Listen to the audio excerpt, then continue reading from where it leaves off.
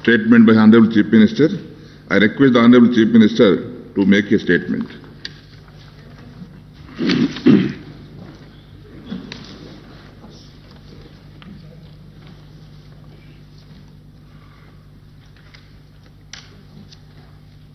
అధ్యక్ష,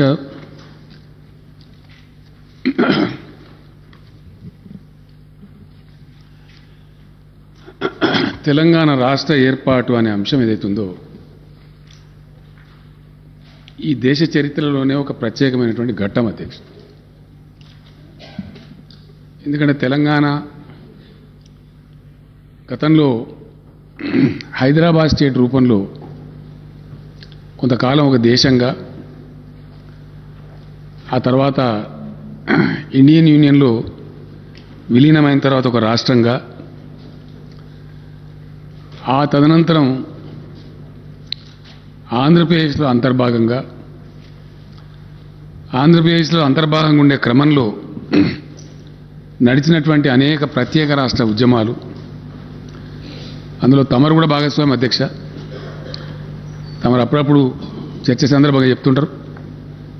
ఇంజనీరింగ్ విద్యార్థిగా మాసాప్ ట్యాంక్లో ఉంటూ నేను కూడా లాఠీ దెబ్బలు తిన్నా చంద్రశేఖర్ గారు అని చెప్పి నాతో మీరు 2-3 సార్లు తమరే అన్నారు అధ్యక్ష. 69లో జరిగిన మూమెంట్లో నేను కూడా 9th క్లాస్ కంప్లీట్ అయ్యి అప్పుడు 10th వచ్చి రిజర్వ్ పోలీసు వాళ్ళు కొట్టిన దెబ్బలు నేను కూడా పడ్డా అధ్యక్ష, ఆ సిద్దిపేట పట్టణంలో. అట్లా ఉద్యమాల పరంపర కూడా చాలా దశాబ్దాల తరబడి కొనసాగింది అధ్యక్ష. అంతులేని వివక్ష, అంతులేనటువంటి అన్యాయం జరిగి తెలంగాణ సమాజం చాలా నలిగిపోయింది అధ్యక్ష. ఒక విషయంలో కాదు, చివరికి 2014లో తెలంగాణ ఏర్పడే నాటికి మనం అందరం కూడా ఆ క్షోభ బాధ అనుభవించిన వాళ్ళమే. ఆకలి చావులు, ఆత్మహత్యలు, లక్షల సంఖ్యలో వలసలు, మాకు రావాల్సిన ఉద్యోగ అవకాశాలు రావటం లేదని ఒక నిరాశలో, నిర్లిప్తతలో యువత తుపాకులు పట్టుకొని తీవ్రవాదులైన సందర్భాలు, అనేకమైనటువంటి బాధతో కూడినటువంటి, ఒక వివక్షతో కూడినటువంటి సందర్భం మనం చూసినాం. ఆ సమయంలో తెలంగాణ రైతులను పూర్తిగా పాతాళలోకానికి తొక్కేసినటువంటి భయంకరమైనటువంటి ప్రపంచ బ్యాంకు ఆంక్షలని, విద్యుత్ సంస్కరణ అనే పేరిట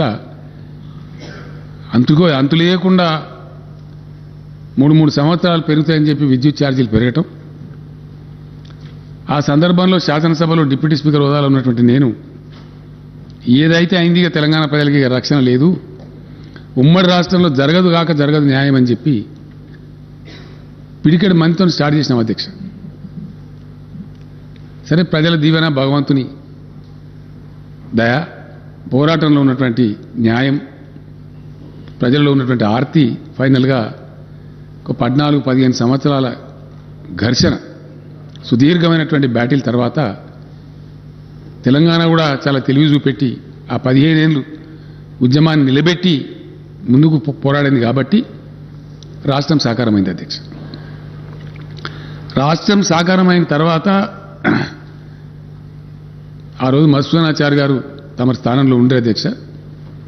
ఇదే శాసనసభలో, ఇదే స్థలంలో నుంచి నేను చెప్పిన, Telangana needs to reinvent itself, Telangana needs to reorient. Telangana తనను తాను పునర్దర్శించుకోవాలి, తనను తాను నిర్వచించుకోవాలి in the context of Telangana నేపథ్యంలో, తెలంగాణ చుట్టూ అలుముకున్నటువంటి పరిస్థితులలో తెలంగాణ ఇప్పుడు తనను ఆవిష్కరించుకునే అక్కర్నని చెప్పినాం అధ్యక్ష. ఎవరు ఏమన్నా సరే అధ్యక్ష, కొంతమంది బాధ్యత ఉన్న వాళ్ళు ఉన్నారు, కొంతమంది లేని వాళ్ళు ఉన్నారు, కొంతమంది కేవలం రాజకీయాల కోసం అరాకిరి పనులు చేసే వాళ్ళు ఉన్నారు. ఈ మధ్య చూస్తా ఉన్నాం చాలా పెడదరులు రాజకీయాల్లో. నిన్న కొంతమంది పనికి మాలిన వాళ్ళు తమరి మీద కూడా కామెంట్లు చేసినారు, అవి కూడా చూసినాం. ఇట్లా ఎవరు ఏం చేసినా కూడా నేను చాలా సందర్భాల్లో బయట చెప్పిన అధ్యక్ష, సభలో కూడా చెప్పిన, మళ్ళీ ఒకసారి తమ ద్వారా గౌరవ సభ్యులకు సభ ద్వారా ప్రజలకు కూడా నేను మనవి చేస్తా ఉన్నా అధ్యక్ష. వేరే పార్టీలకు వేరే వ్యక్తులకు రాజకీయాలంటే ఒక గేమ్ అధ్యక్ష, కానీ మాకు టీఆర్ఎస్ పార్టీకి రాజకీయాలంటే ఒక టాస్క్, పవిత్రమైన కర్తవ్యం. మేము ఏది తీసుకున్నా అట్లా సీరియస్గా తీసుకుంటాం అధ్యక్ష. ఎందుకంటే ఈ రాష్ట్రం తెచ్చిన వాళ్ళం మేము. ఇలా చాలా చాలా పొడుగు ఎత్తు అడ్డం మాట్లాడే వాళ్ళందరూ ఆ రోజు ఎక్కడ ఉన్నారో ఏం చేసినారో ప్రజలకు తెలుసు. మేమేం చేసినామో కూడా ప్రజలకు తెలుసు. పేగులు దిగేదాకా ఈ పక్కన ఉన్న వ్యక్తులు ఇదే శాసనసభలో ఎట్లా కొట్లాడినరో, బయట ఎట్లా కొట్లాడినరో, ఎన్ని లాఠీ దెబ్బలు తిన్నారో, ఎన్ని జైల్లోకి పోయినరో. నిన్న మొన్నటి దాకా అధ్యక్ష, నిన్న మొన్నటి దాకా కూడా రైల్వే కేసులు ఎదుర్కొన్నారు మంత్రులు, చాలామంది మినిస్టర్లు. అట్లాంటి పోరాటం చేసి తెచ్చినాం. తెచ్చిన దాన్ని ఎవరో ఏదో చెప్తే, ఇంకోటి మేము చేసే పనిలో మా యొక్క ఏకాగ్రతను దెబ్బతీసే డిట్రాక్టర్స్ వ్యక్తిగతంగా నన్ను కూడా నిందించారు అధ్యక్ష. సరే చిల్లరగాలను వదిలిపెట్టినాం, ఏనుగు పోతే చిన్న చిన్నవి అరుస్తూ ఉంటాయని వదిలిపెట్టినాం. మాకేం చేతగా కాదు, లేకపోతే మాకు సభ్యులు లేక కాదు, లేక శక్తి లేక కాదు. మా ఏకాగ్రత దెబ్బతినకూడదు కాబట్టి, మా లక్ష్యం తెలంగాణ ప్రజలు ఫెయిల్ కావద్దు కాబట్టి, ప్రజలు వాళ్ళ గుండె కోసి మా చేతిలో పెట్టినారు కాబట్టి, బాధ్యతగా ఈ రాష్ట్రాన్ని తీసుకొని పోవాలి కాబట్టి పోతా ఉన్నాం. అందులో మేము సఫలీకృతమైన అధ్యక్ష. ఉద్యమం జరిగిన సందర్భంలో ప్రధానమైనటువంటిది ఏంటంటే నీళ్లు, నిధులు, నియామకాలు. ఆ రోజు ఇంకా చాలా ఉన్నాయి, కానీ అస్తిత్వం ఉంది, సంస్కృతి ఉంది, భాష పరిరక్షణ ఉంది, అవన్నీ కూడా ఉన్నాయి. వాటితో పాటు ప్రధానమైనది ఏంటంటే మనిషికి నీళ్లు, నిధులు, ఈ మూడు కూడా ముఖ్యమైన నియామకాలు, ఉద్యోగాలు. తెలంగాణ ఉద్యోగం తెలంగాణకు రాదు, తెలంగాణ నీళ్లు తెలంగాణకు దక్కాయి, తెలంగాణ నిధులు మొత్తం తరలిపోతాయి. హుడా భూములు అమ్మి కదా అధ్యక్ష, హుడా భూములు అమ్మి వేరే ప్రాంతంలో ఖర్చు పెట్టారు. ఆ రోజున ఘనత వహించిన మన తెలంగాణ నాయకులు కూడా మౌనం పాటించారు, పదవుల కోసమో ఇంకో దానికోసం పెదవులు మూసిరు. ఫ్యాక్ట్ అది, చరిత్ర చెప్పిన సత్యం. అందువలన వాళ్ళు ఇష్టం వచ్చినట్టు ప్రహారం చేసిన వాళ్ళు జరిగింది. 3 విషయాలు ప్రధానంగా భాషా పరిరక్షణ జరిగింది అధ్యక్ష. ఇలా తెలంగాణ భాష పెడితేనే సినిమా హీరో క్లిక్ అవుతున్నాడు తెలుగు సినిమాలో. ఒకప్పుడు జోకర్లో పెట్టింది. తెలంగాణ సంస్కృతి, బతుకమ్మ, బోనాలు, పోచమ్మ ఎంత వైభవంగా మా శ్రీనివాస్ యాదవ్ గారు నాతో ఎంత కొట్లాడతారో, మా హైదరాబాద్ నగర నాయకులు, మా దానం నాగేంద్ర వీళ్ళంతా, శాసనసభ్యులంతా వచ్చి సార్ 10 కాదు 15 కోట్లు కావాలి, 20 కోట్లు కావాలి, ఇంకా గుళ్ళకు ఎక్కువ ఇవ్వాలి, అర్చకులు కూడా మా గుళ్ళకు ఎక్కువ ఇవ్వాలి, ధూపదీప నైవేద్యం ప్రతి గుడికి ఇవ్వాలి. కలిగింది కాబట్టి కొట్లాడుతున్నారు, తీసుకుపోతున్నారు, పెడుతున్నారు, ప్రజలు సంతోషంగా అన్ని సంబరాలు చేసుకుంటున్నారు. అంటే తెలంగాణ భాష, సంస్కృతి, తెలంగాణ వైభవం, తెలంగాణ పండగలు ఎక్కడిది అధ్యక్ష అడిగితే మాట అనే దిక్కు. సేవాలాల్ మహారాజ్ జయంతిని అధికారికంగా జరుపుతున్నాం, సమ్మక్క సారక్క జయంతి జరుపుతున్నాం, ఎన్నో పండుగలు అధికారికంగా జరుపుతున్నాం బాజాప్తాగా. వాటిని రక్షించుకున్నాం. అట్లనే నీళ్ళ వాటర్ తెచ్చుకున్నాం అధ్యక్ష. ఎంత బ్రహ్మాండంగా తెచ్చుకున్నాం అంటే కొట్లాడుతున్నాం, ఇంకా కొట్లాడుతున్నాం, పోరాటం కంటిన్యూ అవుతుంది. బట్ ఇప్పటికే నేనే వాదించిన అధ్యక్ష, సమైక్య రాష్ట్ర ముఖ్యమంత్రులతో వేస్ట్ పోతున్నాయా గోదావరిలో నీళ్లు, మాకు ఇస్తేం బాయ్, వాళ్ళు ఇయ్యలే, మేము తెచ్చి చూపించినాం. ఇయ్యాల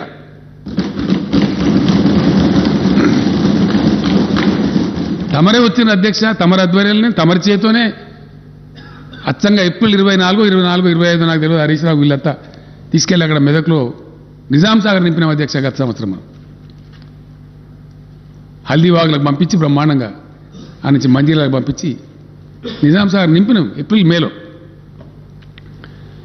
ఇప్పుడు కూడా మొన్న హరీష్ రావు వీళ్ళంతా పోయి ఇప్పుడు కొత్త డిమాండ్ అధ్యక్ష, తెలంగాణలో వాగులు నింపని అడుగుతున్నారు. కాలువలు కాదు అధ్యక్ష, వాగులను కూడలి వాగులు ఇచ్చి పెట్టాలి, హల్దీ వాగులు ఇచ్చి పెట్టాలి. మంజీలలో ఇడిచి పెట్టాలి. ఎందుకు తెచ్చిన మీరు నీళ్ళు? నేను అడిగిన ఎందుకు తెచ్చిన నీళ్ళు మీరు గోదావరి నుంచి ఇంత కష్టపడి తెచ్చిందే ప్రజల కోసం రైతుల కోసం ఉన్నప్పుడు ఇవ్వండి, విరివిగా ఇవ్వండి, విచ్చలవిడికి బ్రహ్మాండంగా ఇవ్వండి, వాళ్ళ హక్కు అని ఇస్తున్నాం. మంచిగా పంటలు ఎండిపోకుండా పండుతున్నాయి. పంటలు పండితే అధ్యక్ష పెద్ద ఆకాశం భూమి అంతుండే కేంద్ర ప్రభుత్వం మాకు సాదా కాదని ఎల్లెంకర పడ్డది, కొనలేమని. ఎంత పంట పండిస్తున్నాం అంటే మోసేటోడు సరిపోతలేడు, గోసేటోడు సరిపోతలేడు, గుంజేటోడు సరిపోతలేడు. 3 నెలల అధ్యక్ష ధాన్యం సేకరణ, 3 నెలలు. ఎన్ని డీసీఎంలు, ఎన్ని లారీలు, ఎన్ని 7,000 కొనుగోలు కేంద్రాలు పెడితే కూడా సరిపోతలేవు. ఫంక్షన్ హాల్స్ అవేంటి, ఎన్ని జూనియర్ కాలేజీలు, హై స్కూల్ అంత ధాన్యమే. రోడ్లు మొత్తం కల్లాలే, సగం రోడ్డు ఇచ్చి పెడతారు, సగం కళ్ళం పెడతారు అధ్యక్ష. అంటే నీళ్లు తెచ్చుకున్నాం, మంచినీళ్ళ గోస తీర్చుకున్నాం, కరెంటు గోస తీర్చుకున్నాం, కొంతవరకు ఒక దారికి వచ్చినాం. నిధులైతే ఆటోమేటిక్గా బడ్జెట్ తమరే పాస్ చేయిస్తున్నారు, మన పైసా మనకే ఖర్చు అవుతుంది. అది ఎంతనా కానీ కలిగినంతలో ఉన్నంతలో తెలంగాణ. సరే, అది నిన్న ఆర్థిక మంత్రి గారు చెప్పారు, మళ్ళీ ఇప్పుడు చర్చ కూడా ఉంది, సభ్యులు మాట్లాడతారు, మంత్రి గారు సమాధానం చెప్తారు. బెస్ట్ పర్ఫార్మింగ్ స్టేట్ కింద ఉన్నాం. ఒక్క రూపాయి కూడా వేస్ట్ పోకుండా తెలంగాణ రూపాయి తెలంగాణకి ఖర్చు అవుతారు. నీళ్ళలో చాలా వరకు సఫలీకృతమైనాం, ఇంకా కావాల్సిన అక్కడ ఉంది, అంతిమ పోరాటాలు కొన్ని ఉన్నాయి, వాటాలు తీర్చే అక్కర్నది చాలా బలంగా కొట్లాడుతున్నారు మనులు. నిధుల విషయానికి వస్తే బడ్జెట్ మన బడ్జెట్ మనకే పాస్ అవుతుంది, మన పైసా మనకే ఖర్చు అవుతుంది. సార్థకమైంది నియామకాలు. ఈ నియామకాలకు సంబంధించి అధ్యక్ష, ఉద్యోగాలకు సంబంధించి ఆంధ్రప్రదేశ్ రాష్ట్రం వాళ్ళకి అక్కసు విపరీతమైనటువంటి అర్ధరహితమైనటువంటి అనవసరమైనటువంటి వివాదాలు. కరెంటు ఉద్యోగస్తుల పంచాయతీ అధ్యక్ష సుప్రీంకోర్టు దాకా పోయింది. ఇయ్యాలటి దిగలే. 9th 10th షెడ్యూల్ సంస్థలు ఇంకా దిగలే, పంచాయతీ ఇంకా పెండింగే. అనవసరమైనటువంటిది. అంటే కాలికి పెడితే మెడకు, మెడకు పెడితే కాలికి, అంత గందరగోళమైన పరిస్థితి. తెలంగాణకు చరిత్ర ఉంది అధ్యక్ష. అంటే ఆంధ్రప్రదేశ్ రాష్ట్రం వాళ్ళు పెట్టే పంచాయతీ ఎంత అర్ధరహితంగా ఉందనేది ప్రజలకు తెలియాల్సిన అక్కడుంది, గౌరవ సభకు తెలియాల్సిన అక్కడుంది అధ్యక్ష. నిజాం రాజు ఉన్న కాలంలో ఆ మూసీ నది వంగితే వరదలు వచ్చినాయి అధ్యక్ష హైదరాబాద్. అప్పుడు ఆయన ఏం చేద్దాము, ఈ నగరాన్ని పౌరులు ఎట్లా రక్షించుకోవాలని మోక్షగుండం విశ్వేశ్వరయ్య గారిని పిలిపించి సలహా అడిగితే గండిపేట హిమాయస్తారు 2 గటబా, ఆ వరద దగ్గుతుంది, బాధ పోతుంది, హిట్ కాదని చెప్తే అప్పుడు కట్టిండి అధ్యక్ష. కట్టిన తర్వాత ఇక వరద బాధ పోయింది. అప్పుడు ఆ విశ్వేశ్వరయ్య గారి హానర్లో ఆ నిజాం గారు ఒక ఆడ లంచ్ ఏర్పాటు చేస్తారు అధ్యక్ష. ఎక్కడ ఇప్పుడు మన అగ్రికల్చర్ యూనివర్సిటీ ఉన్న కాడ, ఆ చెరువు కాడ దగ్గర కొబ్బరికాయను అది కొట్టి దాన్ని స్టార్ట్ చేసి వచ్చి అక్కడ లంచ్ ఏర్పాటు చేస్తారు. అప్పుడు పెట్టిండ్రు. అక్కడ విశ్వేశ్వరయ్య గారు ఉండి మంచి మంచి పని చేసిందండి మీరు, రాజుగారు, నిజాం గారు, మీరు ఇంకో 2 మంచి పనులు చేయొచ్చు, ఈ నీళ్లు మంచివి, ఈ అనంతగిరి కొండల నుంచి ఓషధుల నుంచి వస్తాయి మంచి నీళ్ళు, అవి చాలా తాగితే కూడా పెయ్యి కూడా మంచిదే ఆరోగ్యాలకు. కాబట్టి హైదరాబాద్ డ్రింకింగ్ వాటర్ కోసం కూడా మీరు వాడుకోవచ్చు. అట్లాగే మంచి వ్యవసాయ పరిశోధన కేంద్రం పెట్టి కూడా వ్యవసాయం గురించి కూడా మీరు చేయొచ్చు అని చెప్తే అప్పుడు అప్పటికప్పుడే ఎక్కడైతే కూర్చొని భోంచేస్తున్నారో अब दूसरे जगह को यही मुकर्रर करो, यही कायम करो అని ఫర్మాన్ ఇష్యూ చేసి 5,000 ఎకరాలు ఇచ్చి అగ్రికల్చర్ కాలేజ్ పెట్టారు అధ్యక్ష. ఉస్మానియా యూనివర్సిటీలో అంతర్భాగంగా అగ్రికల్చర్ కాలేజ్ పెట్టారు. ఇది హిస్టరీ. దానిలో మాకు వాటా కావాలని అడుగుతారు ఇప్పుడు ఆంధ్ర రాష్ట్రం వాళ్ళు. ఎవరు చెప్పాలి వాళ్ళకి అధ్యక్ష? అంటే వాళ్ళు పెట్టే పంచాయతీ ఎంత అర్ధరహితంగా గప్పటి ప్రాపర్టీ, దానిలో మా వాటా వస్తుందంటారు వాళ్ళు. అట్లనే ఆర్టీసీ హాస్పిటల్ ఉంటుంది అధ్యక్ష, ఒకటి వాళ్ళకి దగ్గర ఉండాలి అడిదిక్ అని చెప్పి ఏం చేశారంటే ఉస్మానియా యూనివర్సిటీలో కొద్దిగా భూమి తీసుకొని దానిలో పెట్టింది అప్పటికప్పుడు. అది ఇప్పుడు కూడా యూనివర్సిటీ భూమే, తారనాకల ఈ భూమిలో పెట్టింది. అది సరే మన కార్మికులు మనకు కావాలి కదా, ఓ బంధుకో మూలకు తీసుకొని పెట్టింది. ఇప్పుడు కూడా ఉస్మానియా యూనివర్సిటీ భూమి అధ్యక్ష, దాన్న మా ఇస్తా కావాలంటారు వాళ్ళు. అర్థం ఉంటుంది దీనికి. అరే ఈ భూములన్నిటికీ ఒక చరిత్ర ఉంది, తెలంగాణ ప్రాపర్టీస్ అవి. ఈ పరిస్థితి అంటే కూడా వాళ్ళు వినకుండా కాలికి పెడితే మెడకు, మెడకు పెడితే కాలికి పెడితే పంచాయతీ తెగనియ. ఉద్యోగస్తుల అధ్యక్ష ఇయ్యాలటికి అధ్యక్ష ఇప్పుడు రైట్ నౌ మన చీఫ్ సెక్రటరీ గారితో సహా ఒక 14 మంది ఐఏఎస్ ఆఫీసర్లు ఇంకా క్యాట్కు పోయి కోర్టుకు పోయి ఈడికి పోయి ఆడికి పోయి వాళ్ళని ఇటు కాకుండా అటు కాకుండా బతకకుండా పంచాయతీ. ఇక మనకున్న మహత్తరమైన కేంద్ర ప్రభుత్వం చాలా గొప్ప ప్రభుత్వం ఉంది మనకు, మన కర్మానికి. ఎన్నిసార్లు పోయి చెప్తే మా అధ్యక్ష విమానం ఖర్చులు పెట్టి వస్తుంది, చేయరు పరిష్కారం. ఆర్బిట్రేట్ చేసి వాళ్ళ బాధ్యత, ఇట్ ఇస్ దేర్ డ్యూటీ. పరిష్కారం చేయరు. ఆర్డర్ టు సర్వ్ అని ఒక ఆర్డర్ ఇచ్చారు అధ్యక్ష. ఇంత అనిశ్చితంటే రాష్ట్రం ఏర్పడ్డ కొత్తలో అనుభవించినాం కాబట్టి మాకు తెలుసు ఆ బాధ. ఆర్డర్ టు సర్వ్ అని వర్క్ ఇచ్చిన ఐఏఎస్ అధికారి, ఐపీఎస్ అధికారి, వేరే అధికారులు मैं यहाँ रहता हूँ कि आंध्रा जाता हूँ, आंध्रा रहता हूँ कि तेलंगाना आता हूँ, समझ में नहीं आता. అట్లా ఒక 6 నెలలు. ఆ తర్వాత వాళ్ళు residuary state, Andhra being the residuary state, seniority वो लोग फाइनल करना. आरडीओ सीनियरिटी फाइनल చేయరు, डीएसपी सीनियरिटी फाइनल చేయరు. ఆ లింకు పాతది. 1000 అధ్యక్ష దాదాపు 942 ఎన్నో సూపర్ న్యూమరీ పోస్ట్ చేయాల్సి వచ్చింది. ఇదంతా కూడా జరిగినటువంటి తతంగం. దీనిలో అధ్యక్ష గతంలో ముల్కీ రూల్స్ ఉండే తెలంగాణ 1919లో తెలంగాణ ప్రజలు ఉద్యమిస్తే అప్పుడున్న నిజాం రాజు ఇచ్చినటువంటి హక్కు అది. ఆంధ్రప్రదేశ్ ఏర్పడేప్పుడు జెంటిల్మెన్ అగ్రిమెంట్ అని పెట్టి దాన్ని కంటిన్యూ ఉంటుందని చెప్పారు. తర్వాత దాన్ని ఫ్లౌట్ చేశారు. సుప్రీంకోర్టు జడ్జిమెంట్ ఇచ్చింది అధ్యక్ష, దాన్ని కూడా కాలరాశపరిచారు, రాజ్యాంగ సవరణ చేశారు. వెరిసి మొత్తం అన్యాయం జరిగింది. ఆ తదనంతరం జరిగిన దానిలో ముల్కీ రూల్స్ను మించినటువంటి స్పిరిట్ ఇంప్లిమెంట్ కావాలి తెలంగాణకు నిజంగా న్యాయం జరగాలంటే. అంత గొప్పగా పోవాలి. ఈ తతంగం అంతా జరిగి రాష్ట్రము అలా కలవడము, ఉద్యమాలు జరగడం, ఆ ఉద్యమాలు అయిపోయి మళ్ళీ ఇప్పుడు రాష్ట్రం రావడం, ఆ తర్వాత ఏం జరగాలి అధ్యక్ష?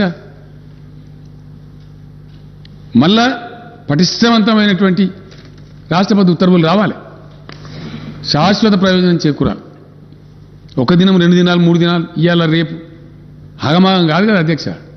అందుకే నేను అన్నా, politics for TRS is a task, not a game. మా దృక్కోణం అట్లా ఉంటుంది, మా దృష్టికోణం అట్లుంటుంది. 2 రోజులు ఆలస్యమైనా దేరాయ దురుస్తాయి అన్నట్టు మంచిగా రావాలి, మంచిగా జరగాలి, పక్కా జరగాలి పని. ఆ కోణంతో పనిచేసినాం మేము. చేస్తూ కూడా ఏం చేసినాం, ఆంధ్ర వివాదం పరిష్కరించకున్నా మేము దాదాపుగా 1,12,000 కొత్త పోస్టులు మంజూరు చేసి 1,56,000 ఉద్యోగాలు నోటిఫై చేసినాం అధ్యక్ష.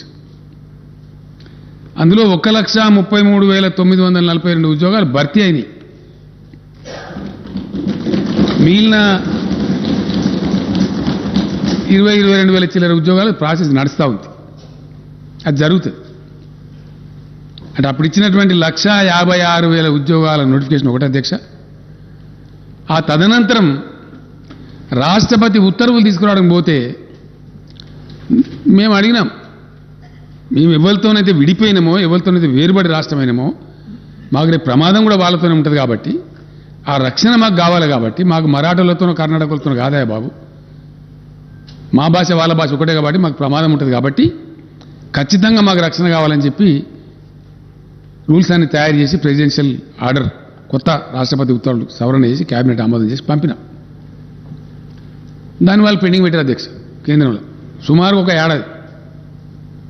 చివరికి నేనే 1కి 4 సార్లు పోయి అక్కడ ఒక ఐఏఎస్ అధికారుల బృందం, మన రామచంద్రరావు మన ఫైనాన్స్ సెక్రటరీ గారు, అదే పని మన లా సెక్రటరీ గారు సంతోష్ రెడ్డి గారు, అదే పని అక్కడ పెట్టి ఆ న్యాయ విభాగం, ఈ విభాగం, ఆ విభాగం తిరిగి చివరికి రాష్ట్రపతి గారిని, ప్రధానమంత్రి గారిని నేనే పోయి కలిసిన అధ్యక్ష. ఒక 4 సార్లు 5 సార్లు కలిసి, అయ్యా మా ప్రాబ్లం ఇదే, దయచేసి అర్థం చేసుకోండి అని చెప్పి ఇలా తెలంగాణ సాధించినటువంటి ఒక గొప్ప విజయం అధ్యక్ష. ముల్కీ రూల్స్ స్ఫూర్తిలో తెలంగాణ హక్కులను శాశ్వత ప్రాతిపదికన పరిరక్షించడానికి ఏదో రాజకీయాల కోసం నీకోటి చాక్లెట్, నాకో బెల్లం, నీకో బిస్కెట్ కాదు అధ్యక్ష. మేము ఆ పని చేయలే. శాశ్వత ప్రాతిపదికన తెలంగాణ యువతకు వాళ్ళ ఉద్యోగాలు వాళ్ళకే దక్కేటట్టు 95% లోకల్ కోటాతో రాష్ట్రపతి ఉత్తర్వులు తెచ్చాం అధ్యక్ష. అది అది మేము చేసింది. 4 రోజులు ఆలస్యమైతే అయింది, కానీ శాశ్వతంగా ఈ కారణం నుంచి ఏ ఉద్యోగం వచ్చినా 95% ఎక్కడి నుంచి అధ్యక్ష? గతంలో స్టేట్ లెవెల్ పోస్ట్ అని పెట్టి మొత్తం కొట్టేశారు. ఇలా అటెండర్ పోస్ట్ నుంచి ఆర్డీఓ పోస్ట్ దాకా 95% లోకల్స్కే వస్తుంది. Only 5% non local. ఆ 5%లో కూడా మళ్ళీ 3%, 4%, 2% మనకే వస్తుంది అధ్యక్ష, ఓపెన్ కోటాలో. గతంలో ఏం చేసింది మోసం అంటే 20% నాన్ లోకల్ కోటా అని పెట్టారు అధ్యక్ష. అసలు నాన్ లోకల్ కోటా లేదు. నాన్ లోకల్ కోటా అని దాన్ని లోకల్స్కి అవకాశం ఇవ్వకుండా తెలంగాణ ఉద్యోగాలు కొట్టేసింది. రెసిడెన్షియల్ స్కూళ్ళు వగైరా ఇవన్నిటినీ అవి సొసైటీలని పేరు పెట్టి సొసైటీకి రాష్ట్ర ప్రభుత్వాలు వర్తించవని అట్లా కూడా మోసం చేశారు. అన్ని కొట్టిపడేసాం అధ్యక్ష. ఒక్క సెక్రటేరియట్కి, ఎందుకంటే సెక్రటేరియట్కు వివిధ సర్వీసుల నుంచి వివిధ ఫీడర్ల నుంచి మన తెలంగాణ ఉద్యోగుల్ని తీసుకుంటారు కాబట్టి అది ఒక్క బాడీ చిన్న తప్ప మిగతా అన్నీ కూడా 95% లోకల్ అధ్యక్ష. Only 5% open quota, not non local. అందులో మన లోకల్స్ కంపీట్ చేయొచ్చు. అట్లా ఇంచుమించుగా 97, 98%, 99% కలిసి అయితే 100% మన పిల్లలకే ఉద్యోగాలు వచ్చేటట్టు ఏర్పాట్లు చేసినాం. ఈ ఆంధ్ర పెట్టే పంచాయతీ తెగడానికి నిన్న మొన్న దాకా తెగలేదు అధ్యక్ష. గత సంవత్సరం డిసెంబర్ కొద్ది రోజుల ముందు చివరికి ఆ 400-500 పోస్టులు పోలీసులు డిఎస్పీలు అయ్యి ఆర్డీఓలు అవన్నీ సూపర్ న్యూమరీ ఇచ్చిన తర్వాత ఆ సీనియార్ల పంచాయతీ కూడా తెగి వాళ్ళకి మనది మనకు గవర్నమెంట్ ఉద్యోగస్తుల కాడికి అయింది. అయిన తర్వాత ఉత్తర్వులు, రాష్ట్రపతి ఉత్తర్వులు తీసుకొచ్చి వాటిని జారీ చేసి డిసెంబర్లో జీవోలు ఇచ్చినాం ఉద్యోగులను. ఎందుకంటే ఎప్పుడు తేలితే అధ్యక్ష ఖాళీలు కంప్లీట్గా పూర్తిస్థాయి అవగాహన ఖాళీల మీద రావాలంటే, రాష్ట్రపతి ఉత్తర్వులు కంప్లీట్ అమలు కావాలంటే ఎప్పుడు పాసిబుల్ అవుతుంది? ఉన్న ఉద్యోగస్తులు డివైడ్ కావాలి. కొత్త జోన్ల ప్రకారం, కొత్త డివిజన్ల ప్రకారం, కొత్త జిల్లాల ప్రకారం. జిల్లా క్యాడర్ జిల్లాకు, జోనల్ క్యాడర్ జోనాలకు, మల్టీ జోనల్ అంటే స్టేట్ లెవెల్ పోస్ట్ మేము మల్టీ జోనల్ అంటున్నాం, మల్టీ జోనల్కు అలాట్మెంట్ చేసినారు. దాని మీద ఇష్యూ చేసిందే 317. ఇది అర్థం కాక అదేందో మేము ఉద్యోగుల వ్యతిరేకం పోయినామన్నట్టు కొంతమంది కొన్ని పార్టీలు, అది ఏం తోకదలో తల తెలియదు, బాధ్యత లేదు, నెత్తి లేదు, కత్తి లేదు, రోడ్ల మీద వాడి వీరంగాలు. సరే న్యాయస్థానాలకు పోయినారు, ఏదేది చేస్తారో అవన్నీ చేస్తారు. అప్పుడు మేము కఠినంగా దాన్ని ఇంప్లిమెంట్ చేసినాం. ఎందుకంటే పాపం బయట పిల్లలు మాకు ఉద్యోగం వస్తుంది కదా, గ్రూప్ 1 నోటిఫై చేయలేకపోయినాం, పంచాయతీ దగ్గర గ్రూప్ 2 చేయలే, గ్రూప్ 3 చేయలే, ఇప్పుడు అన్నీ నోటిఫై చేయాలి సమగ్రంగా. కాబట్టి వేసి ఉన్నాం. మొన్న డిసెంబర్లో అలాట్మెంట్ చేసిన తర్వాత ఎక్కడో అక్కడ సర్దుకున్నారు. సరే ఫైనల్గా సార్ మాకు మ్యూచువల్ అవకాశం ఏంటి అంటే సార్ అది కూడా ఇచ్చిండ్రు. అది చీఫ్ సెక్రటరీ గారే స్వయంగా చూస్తున్నారు. వాళ్ళు అడిగిన సరే వాళ్ళు ఇష్టం ఉంటే పెట్టుకొని మనకు పోయేది ఏముందని ఇచ్చినాం. అయిపోయినాయి. ప్రమోషన్లు కూడా ఆల్మోస్ట్ అందరికి ఇచ్చేసినాం. ఒక టీచర్ల లేదా ఉందని చెప్పారు, అది కూడా నిన్న నేను చీఫ్ సెక్రటరీ గారికి ఆదేశం ఇచ్చిన ఇమీడియట్ కంప్లీట్ చేయమని చెప్పి అయిపోయింది. ఫైనల్గా అధ్యక్ష, ఒక రాష్ట్రం కానీ ఒక దేశం కానీ ప్రగతి పథంలో అద్భుతాలు ఆవిష్కరించాలి, గొప్ప ఫలితాలు రాబట్టానంటే ప్రజాప్రతినిధులుగా ఉన్నటువంటి మనం కానీ, పొలిటికల్ బ్యూరోక్రసీ కానీ, అఫిషియల్ బ్యూరోక్రసీ కానీ సంతోషంగా ప్రేమతోని హ్యాండ్ ఇన్ హ్యాండ్ పనిచేయాలి, ప్రేమ భావకంతో పనిచేయాలి, చాలా గొప్పగా పనిచేయాలి. కాబట్టి వాళ్ళు కూడా మంచి సంతోషపూర్వకంగా ఉల్లాసంగా పనిచేస్తే చాలా మంచి ఫలితాలు వస్తాయి.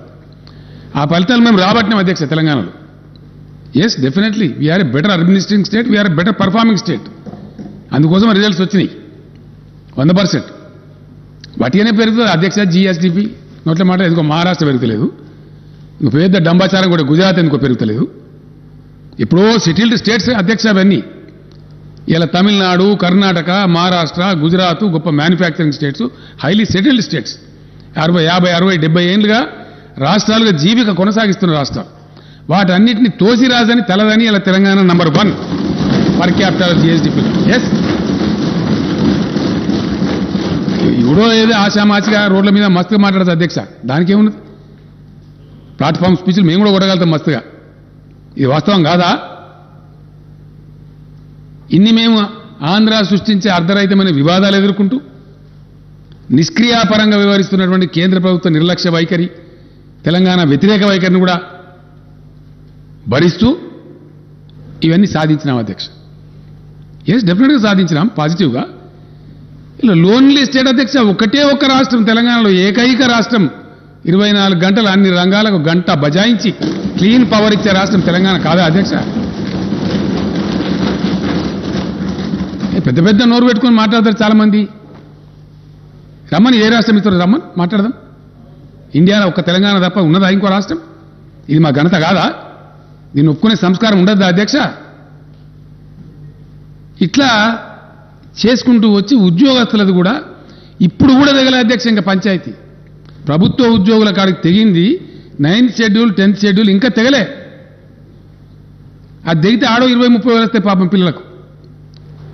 తెగలేదని మేము ఊకోలేదు అధ్యక్ష. కరెంటు ఉద్యోగస్తులది విపరీతమైన పేచీలు పెట్టి పంచాయతీ పెడితే కూడా గత పాలకులు, సమైక్య పాలకులు ఒక పెద్ద ఘోరమైన అన్యాయం చేసిండ్రు. ఎలక్ట్రిసిటీ డిపార్ట్మెంట్లో పనిచేసిన పిల్లలకు సబ్ స్టేషన్ల కాడ పెట్టి వాళ్ళని అర్ధాకలతో చంపి నాశనం పట్టించారు వాళ్ళని. అట్లాంటి వాళ్ళకి ఎంతమందికి అధ్యక్ష మేము 22,722 మంది పిల్లలను ఎలక్ట్రిసిటీలో రెగ్యులరైజ్ చేసినాం. మేము వాళ్ళ కడుపు నుండి అన్నం పెడతా ఉన్నాం. అట్లని మేము ఊరుకోలే. 1.5 లక్ష పోస్టులు 1,55,000 నోటిఫై చేసినాం. 1,33,000 రిక్రూట్ చేసినాం. ఇంకో 20,000 ప్రాసెస్ జరుగుతూ ఉంది. అటు కరెంటు వాళ్ళ పిల్లలను ఉద్యోగస్తులను చేసినాం. అన్నిటిని మించి అధ్యక్ష, ఇది కూడా చరిత్ర, ఫ్యాక్ట్, అన్నిటిని మించి మేము ఎంప్లాయీ ఫ్రెండ్లీ గవర్నమెంట్ అని ప్రకటించుకున్నాం అధ్యక్ష. We are friendly. ఒక దుర్మార్గమైన విధానం సమైక్య పాలకులు చేసినారు. కాంట్రాక్ట్ ఉద్యోగం, కడుపు కొట్టే పని. కాంట్రాక్ట్ ఉద్యోగం అనేది ఆయన రాసి రంపాన పెట్టి ఆయన ఎక్కువ పని చేస్తాడు, అసలు తక్కువ పని చేస్తాడు అధ్యక్ష. అసలు ఉద్యోగాన్ని ఎక్కువ పని చేస్తాడు కానీ ఆయనకు జీతం సరిగ్గా సౌకర్యం సరిగా ఉండదు. మేము దాన్ని రద్దు చేసినాం. కాంట్రాక్ట్ ఎంప్లాయీస్ అవసరం లేదు రాష్ట్రంలో అని చెప్పినాం. చాలా కొంతమంది పుణ్యాత్ములు పార్టీలేవైనా అధ్యక్ష కోర్టు. తర్వాత మేము కూడా న్యాయ పోరాటం చేసినాం. నేను చదువుతున్నా స్టేట్మెంట్లో చెప్తా బాగా అఫిషియల్ చేసి గెలిచినాం. ఇట్లా మేము ఊరుకోలేదు అధ్యక్ష. నిజంగా హైయెస్ట్ పేడ్ ఎంప్లాయీస్ ఎవరి అలా ఇండియాలో తెలంగాణ ఎంప్లాయీస్. డెఫినెట్గా ఉద్యమ సందర్భంలో ఏ మాట అయితే మేము చెప్పినామో తెలంగాణ ధనిక రాష్ట్రం అవుతుంది, అయింది. Telangana employees highest paid employees ఉంటారు, పే చేస్తున్నాం. అధ్యక్ష, అన్నిటిని మించి ఇండియా మొత్తంలో ఏ కేంద్ర ప్రభుత్వం కానీ ఏ రాష్ట్రం కానీ చేయని విధంగా ఒక సంస్కారంతో చిన్న ఉద్యోగులకు కూడా న్యాయం జరగాలని చెప్పి 30% మొన్న పే రివిజన్ ఇస్తే వాళ్ళకు కూడా ఇచ్చినాం అధ్యక్ష. ప్రతి ఒక్కరికి ఇచ్చినాం. ట్రాఫిక్ కానిస్టేబుళ్లకు 30% బేసిక్ శాలరీ యొక్క రిస్క్ అలవెన్స్ ఇచ్చే ఒకటే ఒక రాష్ట్రం ఇండియాలో తెలంగాణ అధ్యక్ష. హైలీ పేడ్ హోమ్ గార్డ్స్ ఉండే రాష్ట్రం ఇండియాలో తెలంగాణ అధ్యక్ష. ఇట్లా అనేక చర్యలు తీసుకున్నాం. వాళ్ళకి రక్షణ ఇచ్చినాం, వాళ్ళ కడుపు నింపినాం. ఎవరు పుట్టగొట్టే ప్రయత్నం చేయలే. నేను మా ఫైనాన్స్ సెక్రటరీ గారు రామచంద్రరావు గారు వస్తే, రామచంద్రరావు గారు ఎందుకంటే ఆయన కాదని నడవదు కదా అధ్యక్ష, ఇండిసిప్లిన్ రావద్దు కదా. తెలంగాణ ఎప్పుడు కూడా బై డేట్ కూడా డిఫాల్ట్ చేయం అధ్యక్ష. అందుకే మనకు పతారు మన బాండ్లు 40 సంవత్సరాల బాండ్లు కూడా అమ్ముడు పోతాయి. ఏ రాష్ట్రం బాండ్లు అమ్ముడు పోవట్ల. 40 years బాండ్ అమ్ముతుంది తెలంగాణ, కొంటున్నారు హాట్ కేక్ లాగా. ఎందుకంటే వీ డోంట్ డిఫాల్ట్, ఉన్నంతలోనే తిందామని చెప్పి. బయట ఏదో అవాకులు చెవాకులు మాట్లాడతారు అధ్యక్ష. లోయెస్ట్ అప్పులుండే రాష్ట్రం ఇలా ఇండియాలో తెలంగాణ, అతి తక్కువ. అకౌంట్స్ ఇచ్చినాం కదా అధ్యక్ష, ఆడిటర్ జనరల్ గారు ఇచ్చిన అకౌంట్స్ ఇచ్చినాం. We can discuss. తక్కువ, చాలా రాష్ట్రాల కన్నా తక్కువ అప్పులు ఉంటాయి. ఫిజికల్ ప్రుడెన్స్ మెయింటైన్ చేస్తాం, డిసిప్లిన్ మెయింటైన్ చేస్తాం, కడుపు కట్టుకొని నోరు కట్టుకొని అవినీతి రహితంగా పనిచేస్తూ ఉన్నాం. కాబట్టి ఇంత ప్రగతి రాగలుగుతారు. ఒక వాతావరణం బిల్డ్ అయితే ఈ ప్రగతి వస్తుంది. ఈ ప్రగతిని డిట్రాక్టర్స్ అంటే మా ఏకాగ్రతను చెడగొట్టాలని ప్రయత్నం చేసే డిట్రాక్టర్స్ ఎవరైతే ఉంటారో వాళ్ళు విశ్వ ప్రయత్నాలు చేసినా అది రాకుండా మేము ముందుకు పోతా ఉన్నాం. ఖచ్చితంగా అదేవిధంగా ముందుకు పోతాం అధ్యక్ష, అందులో అనుమానం కూడా లేదు. ఇవాళ నిరుద్యోగ యువత పాపం పిల్లలు నిరుద్యోగ యువకుల తల్లిదండ్రులు బయట ఎదురు చూస్తూ ఉన్నారు. హౌస్ ఉంది కాబట్టి as a matter of respect to the house, సాంప్రదాయాలు తెలిసిన వాళ్ళం కాబట్టి, మర్యాద కాబట్టి. నేను వనపర్తిలో చాలా పెద్ద సంఖ్యలో వచ్చిన అధ్యక్ష జనం, చాలా పెద్ద బహిరంగ సభ అక్కడ చెప్పి ఉంటాను నేను. కానీ సభ కొలువు తీరున్నది కాబట్టి, ఒక పాలసీ డెసిషన్ సభలో చెప్పాలి కాబట్టి నేను అక్కడ చెప్పలేదు. పిల్లలు చూస్తారు కదా అనే ఉద్దేశంతో 10 గంటలకు టీవీ కార్డు ఉండినా రేపు ప్రకటన చేస్తామని చెప్పినాం, అంతే కదా అధ్యక్ష. నేను చాలా సంతోషంగా ప్రకటిస్తా ఉన్నా, రేపు రాబోయే రోజులలో షెడ్యూల్ 9, షెడ్యూల్ 10 కూడా పరిష్కారం అయితే, అంటే వివిధ ప్రభుత్వ రంగ సంస్థల అధ్యక్ష, తమకు తెలియంది కాదు, దాదాపు 40-50 ఉంటాయి. ఆ వివాదం కూడా ఈ ఆంధ్రతో పరిష్కారం అయిపోతే అక్కడ కూడా అవకాశాలు ఏర్పడతాయి. ఇక మన అనుకూలంగా మన తెలంగాణ కాంటెక్స్ట్లో మన కొన్ని పాతే తీసేస్తాం కావచ్చు, కొన్ని కొత్త కార్పొరేషన్లు పెట్టుకోవడం కావచ్చు, అక్కడ కూడా అవకాశాలు వస్తాయి. అవి మళ్ళీ రావచ్చు, 10,000, 20,000 ఎన్ని స్థానాలు వస్తాయి. అవి కాకుండా ఇప్పుడు పరిష్కారమైనటువంటి దాని ప్రకారంగా మొత్తం తెలంగాణ మన ఉద్యోగుల విభజన చేసిన తర్వాత స్టేట్మెంట్ చదువుతా అధ్యక్ష, ఒక వర్డ్ చెప్పి తమ అనుమతితోని. మొత్తం ఈరోజు 91,147 ఖాళీలు ఏర్పడాయి అధ్యక్ష.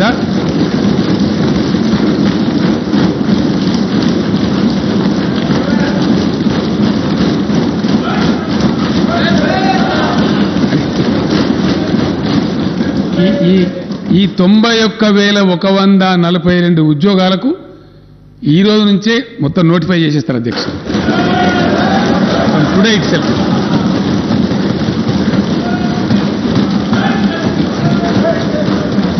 ఇందులో అధ్యక్ష, ఇందులో నేను స్టేట్మెంట్ చదివే ముందు ఒక విషయం చెప్పాల్సిన అక్కడ బాధ్యత నా మీద ఉంటుంది.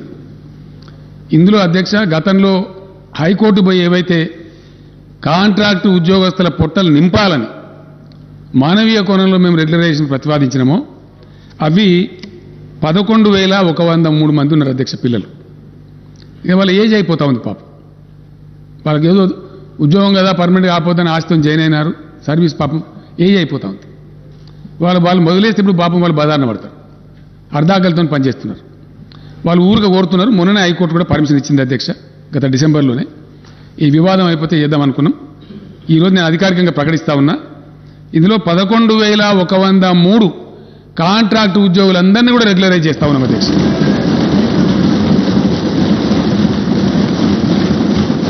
మిగిలినటువంటి తమరు ప్రతిపాదించిన మన లెజిస్లేచర్ ఉద్యోగాలు కూడా ఉన్నాయి అధ్యక్ష, అది కూడా చెప్తే నేను డీటెయిల్స్ వస్తాయి.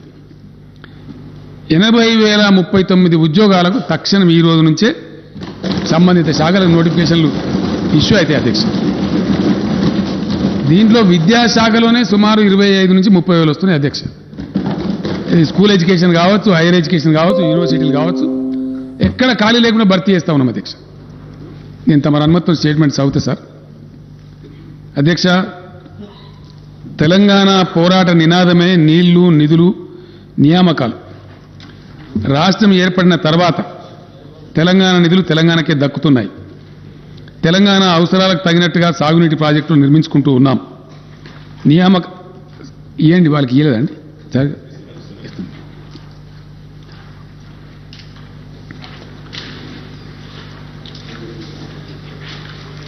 సాగునీటి ప్రాజెక్టులు నిర్మించుకుంటూ ఉన్నాం.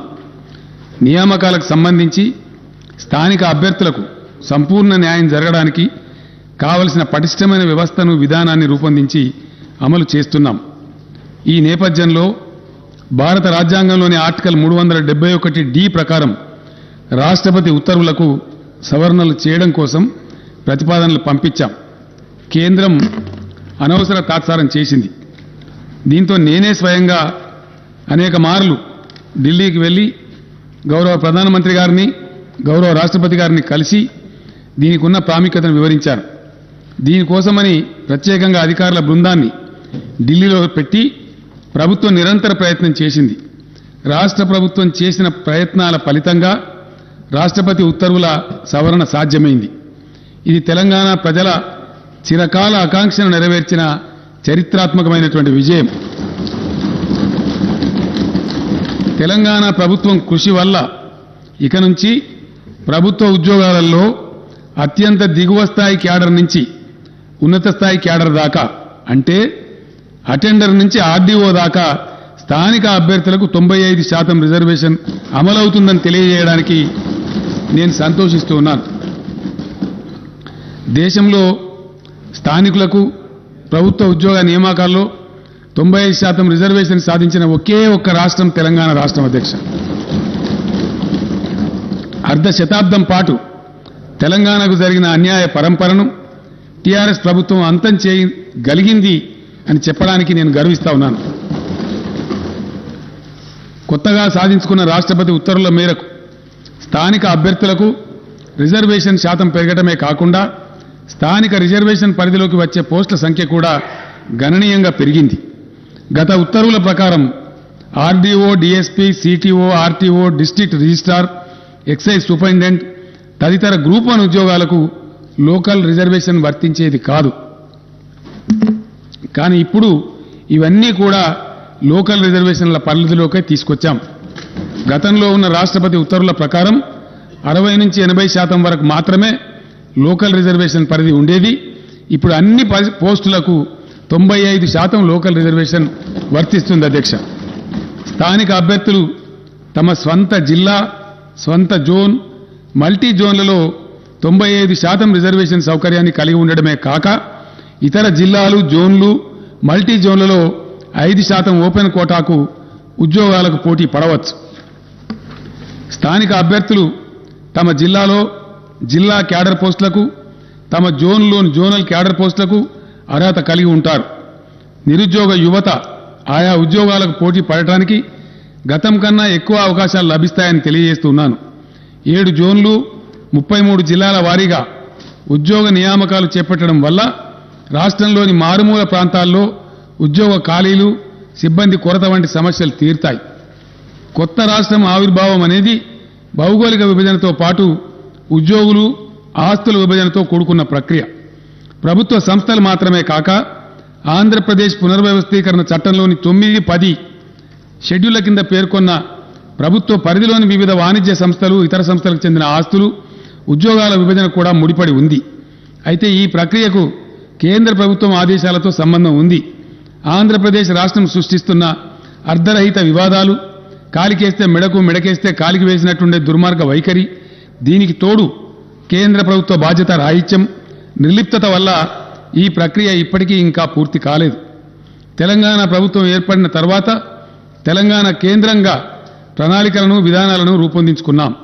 తెలంగాణ అవసరాలకు తగిన విధంగా పరిపాలనా సంస్కరణలు అమల్లోకి తెచ్చాం. వివిధ శాఖలను పునర్వ్యవస్థీకరణ చేసి బలోపేతం చేసే దిశగా చర్యలు తీసుకున్నాం. సాగునీరు, వ్యవసాయం, విద్య, వైద్యం, ఆరోగ్యం, గ్రామీణ ప్రాంతాల్లో నీటి సరఫరా, పంచాయతీరాజ్ వంటి కీలకమైన శాఖలను తెలంగాణ దృక్పథంతో కొత్తగా తీర్చిదిద్దుకున్నాం. తెలంగాణ ప్రభుత్వ పరిపాలన సజావుగా సాగడం కోసం అవసరమైన 1,12,307 కొత్త పోస్టులను మంజూరు చేసింది. దీంతో పాటు రాష్ట్రంలో ఖాళీగా ఉన్న పోస్టులను గుర్తించి మొత్తం 1,56,254 పోస్టులు భర్తీ చేయాలని నిర్ణయించి ఇప్పటి వరకు 1,33,942 పోస్టులను భర్తీ చేసింది. మిగిలిన పోస్టుల భర్తీ ప్రక్రియ కొనసాగుతూ ఉన్నది. కొత్తగా ఏర్పడిన మల్టీ జోన్ల వివరాలు ఈ కింది విధంగా ఉన్నాయి. Zone 1 Kaleshwaram zone. అధ్యక్ష, ఆసిఫాబాద్, అంటే ఇందులో ఉన్న జిల్లాల పేర్లు నేను చెప్తా ఉన్నా. అధ్యక్ష, ఆసిఫాబాద్, కుమ్రం భీం, మంచిర్యాల, పెద్దపల్లి, జయశంకర్, భూపాలపల్లి, ములుగు జిల్లాలు జోన్ కాళేశ్వరంలో జోన్ 1లో ఉన్నాయి. అధ్యక్ష, బాసర జోన్, జోన్ 2, ఆదిలాబాద్, నిర్మల్, నిజామాబాద్, జగిత్యాల జిల్లాలు ఈ బాసర జోన్లో ఉన్నాయి. అధ్యక్ష, అదేవిధంగా వేములవాడ రాజన్న జోన్, కరీంనగర్, రాజన్న సిరిసిల్ల, సిద్దిపేట, మెదక్, కామారెడ్డి జిల్లాలు రాజన్న జోన్లో ఉన్నాయి. అధ్యక్ష, భద్రాద్రి జోన్, కొత్తగూడెం, భద్రాద్రి, ఖమ్మం, మహబూబాబాద్, వరంగల్, హన్మకొండ జిల్లాలు ఈ భద్రాద్రి జోన్లో ఉన్నాయి. అధ్యక్ష, అదేవిధంగా జోన్ 5 యాదాద్రి జోన్, సూర్యాపేట, నల్లగొండ, యాదాద్రి భువనగిరి, జనగాం జిల్లాలు యాదాద్రి జోన్లో ఉన్నాయి. అధ్యక్ష, చారిత్రాత్మక చార్మినార్ జోన్, చార్మినార్ జోన్లో మేడ్చల్, మల్కాజిగిరి, హైదరాబాద్, రంగారెడ్డి, సంగారెడ్డి, వికారాబాద్ జిల్లాలు ఇందులో అంతర్భాగంగా ఉన్నాయి. అధ్యక్ష, జోన్ 7 జోగులాంబ జోన్ మహబూబ్ నగర్, నారాయణపేట, జోగులాంబ, గద్వాల, వనపర్తి, నాగర్ కర్నూలు జిల్లాలు జోన్ 7లో ఉన్నాయి అధ్యక్ష. రాష్ట్ర ప్రభుత్వం ప్రతిపాదించిన సవరణలకు గౌరవ రాష్ట్రపతి గారు ఆమోదం తెలపడంతో 2021లో తుది ఉత్తర్వులు జారీ అయ్యాయి. ఈ ఉత్తర్వులకు అనుగుణంగా స్థానిక క్యాడర్ వ్యవస్థీకరణ ప్రక్రియ గతేడాది ఆగస్టులో పూర్తి అయింది. పలు ఉద్యోగ సంఘాలతో చర్చల తర్వాత ప్రస్తుత ఉద్యోగులను కొత్త స్థానిక క్యాడర్ల కింద కేటాయించే ప్రక్రియను గతేడాది డిసెంబర్లో ప్రభుత్వం పూర్తి చేసింది. దీంతో ప్రతి జిల్లా, జోనల్, మల్టీ జోనల్ కొత్త స్థానిక క్యాడర్లలో నేరుగా భర్తీ చేయాల్సిన ఖాళీల వివరాలపై స్పష్టత వచ్చింది.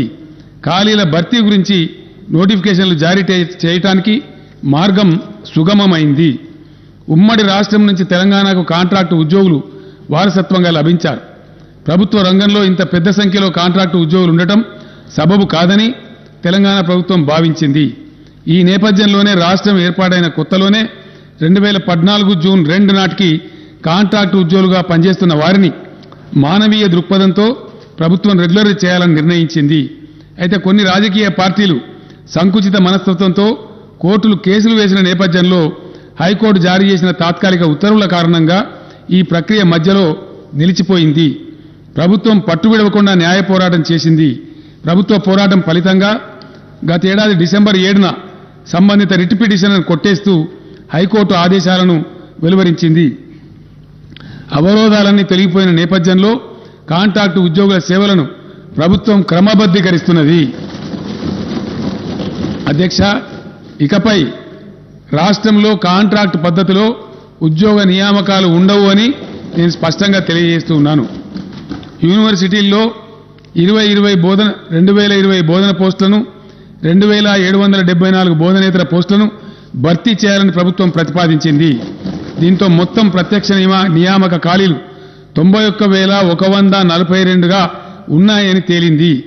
కాంట్రాక్టు ఉద్యోగుల రెగ్యులరైజేషన్ పోగా రాష్ట్రంలో నేరుగా నియామకం చేయాల్సిన ఖాళీల సంఖ్య 80,039గా ఉన్నట్టు తేలింది. ఈ పోస్టుల భర్తీని వెంటనే చేపట్టాలని ప్రభుత్వం నిర్ణయించిందనే శుభవార్తను రాష్ట్ర నిరుద్యోగ యువతకు నేను తెలియజేయడానికి సంతోషిస్తా ఉన్నాను.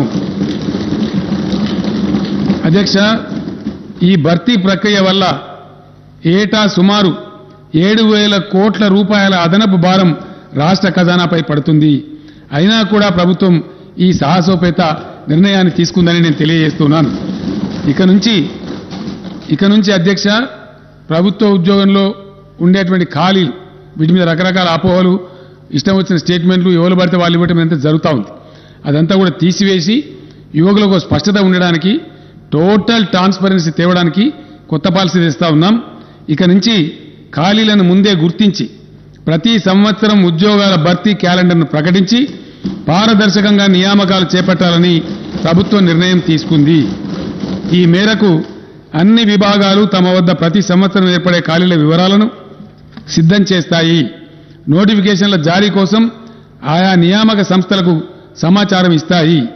ఉద్యోగార్థులు అన్ని నియామక పరీక్షల్లో పోటీ పడేందుకు వీలుగా మధ్యలో తగిన వ్యవధి ఇస్తూ నోటిఫికేషన్లు విడుదల చేయాలని ప్రభుత్వం నిర్ణయించింది.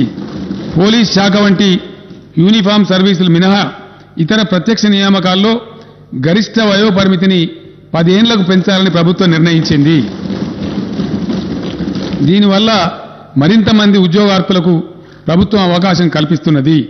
ఈ నిర్ణయం వల్ల ఓసీలకు 44 సంవత్సరాలు, ఎస్సీ ఎస్టీ బీసీలకు 49 సంవత్సరాలకు, దివ్యాంగులకు 54 ఏళ్లకు గరిష్ట పరిమితి పెరుగుతుందని నేను సభకు తెలియజేస్తున్నాను. స్థానిక క్యాడర్ విభాగాల వారీగా ఈ పోస్టుల వివరాలు కింది విధంగా ఉన్నాయి. అధ్యక్ష, దీని ద్వారా వచ్చే result and vacancies group 1 category అధ్యక్ష, దానిలో దాదాపు 16 నుంచి 20 వరకు కేటగిరీలు ఉన్నాయి. ఆర్డీఓ, డిఎస్పీ, ఆర్టీఓ, సిటీఓ వగైరా ఉంటాయి. అందరికి సభ వారికి తెలిసిందే. అందులో గ్రూప్ 1 కింద 503 పోస్టులను ఇమీడియట్గా నోటిఫై చేస్తా ఉన్నారు. గ్రూప్ 2 కింద 582 పోస్టులను ఇమీడియట్గా నోటిఫై చేస్తారు అధ్యక్ష. గ్రూప్ 3 కింద 1373 పోస్టులు ఉన్నాయి అధ్యక్ష. గ్రూప్ 4 కింద 9168 పోస్టులు ఉన్నాయి అధ్యక్ష. అదేవిధంగా జిల్లాలలో జిల్లా క్యాడర్గా ఉంటాయి అధ్యక్ష. దీనిలో నేను మనవి చేస్తా ఉంది ఏంటంటే గౌరవ సభ్యులకు గతంలో ఈ అవకాశం ఉండేది కాదు అధ్యక్ష. మారుమూల ప్రాంతాల ఉద్యోగాలు కొద్దిగా తెలివైన వాళ్ళు కొట్టేసేవాళ్ళు. ఇప్పుడు ఎక్కడికక్కడనే ఉద్యోగ అవకాశం రావాలి కాబట్టి భూపాలపల్లి జిల్లాకు భూపాలపల్లిని రావాలా, ములుగు జిల్లాకు ములుగులనే రావాలా, గద్వాలలో రావాలా, ఆసిఫాబాద్లో రావాలి. కాబట్టి లోకల్ క్యాడర్ కూడా నూతన రాష్ట్రపతి ఉత్తర్వుల ప్రకారం నిర్ణయం చేసిన. ఇప్పుడు నేను మనవి చేస్తాను తమరికి, జిల్లా క్యాడర్ పోస్టులు 39,829. ఇవి ఏ జిల్లాకు ఆ జిల్లానే వస్తాయి అధ్యక్ష. నేను వివరాలు చెప్తాను. జోనల్ పోస్టులు ఇందాక నేను చదివినటువంటి 7 జోన్లలో ఉన్నటువంటి పోస్టులు ఆ జోన్ వాళ్ళకే చెందుతాయి. 18,866 ఉద్యోగాలు. మల్టీ జోనల్ పోస్టులు 13,170. విశ్వవిద్యాలయాలు, సచివాలయం, హెచ్ఓడీలు వగైరా కలిపి 8,147 ఉద్యోగాలు. అధ్యక్ష, జిల్లాల వారీగా అంటే ఏ జిల్లాకు ఆ జిల్లాకే తక్షణం లభించే ఉద్యోగాల సంఖ్య ఇక్కడ వాళ్ళకి అక్కడనే వస్తుంది అధ్యక్ష. అక్కడనే నియామక ఉత్తర్వులు ఇస్తారు. హైదరాబాద్ 5,268, నిజామాబాద్ 1,976, మేడ్చల్ మల్కాజ్గిరి 1,769 మంది, రంగారెడ్డి 1,561, కరీంనగర్ 1,465, నల్లగొండ 1,398, కామారెడ్డి 1,340, ఖమ్మం 1,340, భద్రాద్రి కొత్తగూడెం 1,316, నాగర్ కర్నూలు జిల్లా 1,257, సంగారెడ్డి జిల్లా 1,243, మహబూబ్ నగర్ జిల్లా 1,213, ఆదిలాబాద్ జిల్లా 1,193, సిద్దిపేట జిల్లా 1,178, మహబూబాబాద్ జిల్లా 1,172, హనుమకొండ జిల్లా 1,157, మెదక్ జిల్లా 1,149, జగిత్యాల జిల్లా 1,063, మంచిర్యాల జిల్లా 1,025, యాదాద్రి భువనగిరి 1,010, జయశంకర్ భూపాలపల్లి 918, నిర్మల్ జిల్లా 876, వరంగల్ జిల్లా 842, కుమ్రంభీం ఆసిఫాబాద్ 825, పెద్దపల్లి జిల్లా 800, జనగామ జిల్లా 760, నారాయణపేట జిల్లా 741, వికారాబాద్ జిల్లా 738, సూర్యాపేట జిల్లా 719, ములుగు జిల్లా 696, జోగులాంబ గద్వాల 662, రాజన్న సిరిసిల్ల 601, వనపర్తి జిల్లా 556, మొత్తం 39,829 అధ్యక్ష. డైరెక్ట్ రిక్రూట్మెంట్ వేకెన్సీలు జోన్ వారీగా అధ్యక్ష, అంటే జోనల్ పోస్టులు. Zone 1 Kaleshwaram 1,630, zone 2 Basara 2,328, zone 3 Rajanna 2,403, zone 4 Bhadradri 2,858, zone 5 Yadadri 2,160, zone 6 Charminar 5,297, zone 7 Jogulamba 2,190, మొత్తం 18,866 అధ్యక్ష. దీంతో పాటు మల్టీ జోనల్ పోస్ట్ ఇందాక నేను మనవి చేసినటువంటి ఆర్డీఓ, డిఎస్పీ వగైరా అధ్యక్ష ఒక 15-20 కేటగిరీలు ఉన్నాయి. దానిలో సిటీఓ, ఆర్టీఓ ఇవన్నీ కూడా ఉంటాయి. ఎక్సైజ్ సూపరింటెండెంట్, డైరెక్ట్ రిక్రూట్మెంట్ అధ్యక్ష. ఇవి multi zone 1 6,800, multi zone 2 6,370, multi zone మొత్తం కలిపి 13,170. ఈ విధంగా ఈ వేకెన్సీలు కూడా ఇమ్మీడియట్ నోటిఫై చేస్తారు అధ్యక్ష.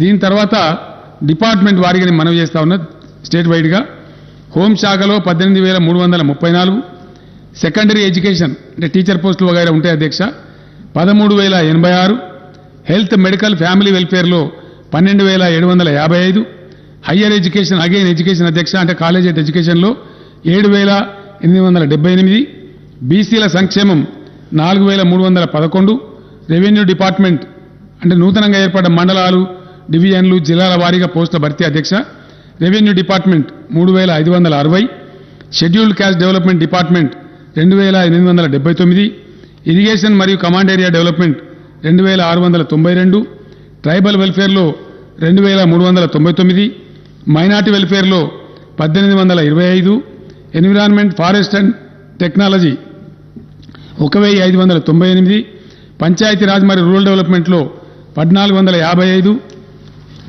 లేబర్ మరియు ఎంప్లాయ్మెంట్ 1221, ఫైనాన్స్ డిపార్ట్మెంట్లో 1146, మహిళలు పిల్లలు అంటే మహిళా శిశు సంక్షేమం, హ్యాండిక్యాప్డ్ అండ్ సీనియర్ సిటిజన్స్ డిపార్ట్మెంట్లో 895, మున్సిపల్ అడ్మినిస్ట్రేషన్లో 859, అగ్రికల్చర్ మరియు కోఆపరేషన్లో 801, ట్రాన్స్పోర్ట్ రోడ్ బిల్డింగ్స్లో 563, న్యాయశాఖలో 386, ఎనిమల్ హస్బెండరీలో 353, జీఐడీలో 343, ఇండస్ట్రీస్ డిపార్ట్మెంట్లో 233, యూత్ టూరిజంలో 184, ప్లానింగ్ డిపార్ట్మెంట్లో 136, సివిల్ సప్లైస్ డిపార్ట్మెంట్లో 106, లెజిస్లేచర్లో అధ్యక్ష మన శాసనసభలో 25, ఎనర్జీలో అంటే పవర్ డిపార్ట్మెంట్లో 16, మొత్తం కలిపి 80,039 ఉద్యోగాలు వెంటనే తక్షణమే నోటిఫికేషన్లు విడుదల చేసి రిక్రూట్మెంట్ ప్రక్రియ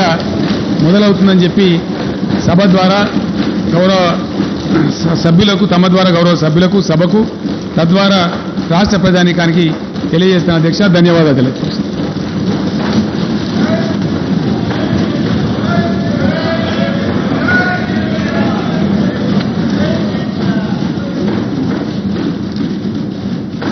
There are some announcements. All the papers included in today's agenda are deemed to have been placed and laid on the table of the House. I am to announce to the House that cut motions to the demands for grants for the budget 2022-23 will be received up to 2 p.m. today, the 9th March 2022. One more announcement.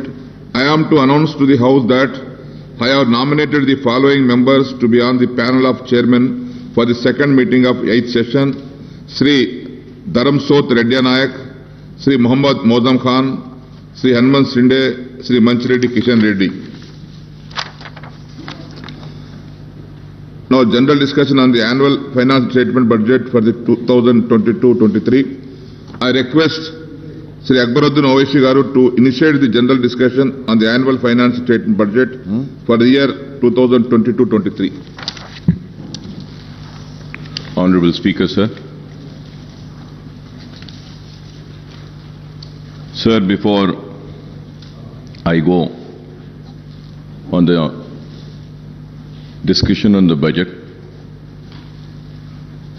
state budget for the year 2022 and 2023, I would like to congratulate the Honorable Chief Minister Sahab for making the announcement for the recruitment in the government department. बहुत देर से ये मुतालिबा था और आज chief minister साहब ने इस ऐवान के जरिए रियासत की आवाम में एक खुशी की लहर दौड़ा दी कि इतने सारे तकर्रुरात का ऐलान किया, न सिर्फ वैकेंसीज को फिल करने का ऐलान किया बल्कि उसके साथ ही साथ ये भी ऐलान किया कि जितने भी जो लोग काम कर रहे थे कॉन्ट्रैक्ट बेसिस पे उनको भी रेगुलर करेंगे और सालाना हर वैकेंसी जब भी आएगी उसको पुर किया जाएगा। ये काबिल मुबारकबाद इक़दाम है जिसके लिए मैं अपनी पार्टी की जानिब से चीफ मिनिस्टर साहब को, रियासती हुकूमत को दिल की गहराइयों से मुबारकबाद देता हूं। Sir, now going ahead with the discussion on the state budget for the year 2022 and 2023. Sir, I congratulate the Finance Minister Janab Harish Rao Sahab for presenting the next year budget with a record outlay of 2.57 crores. I also compliment Harish Rao Sahab for making a marathon budget speech for over 2 hours. However, I would like to say that this budget speech is very significant for 2 reasons. He has given a detailed account of the spectacular progress achieved by the Telangana state in the last 7 years since 2014. He has also pointed out clearly that this progress was made without any contribution of the central government and despite some hurdles created by those in power in Delhi. One could imagine what more Telangana state would have achieved if the powers that be in Delhi were responsive to its needs and demands. I don't want to repeat what the Finance Minister Saab had stated about the discrimination suffered by the Telangana state at the hands of the Delhi rulers. I strongly condemn the discriminatory attitude of the centre against Telangana state. In the recent past, the central government has tried to snatch away the power of the state through several legislation and actions.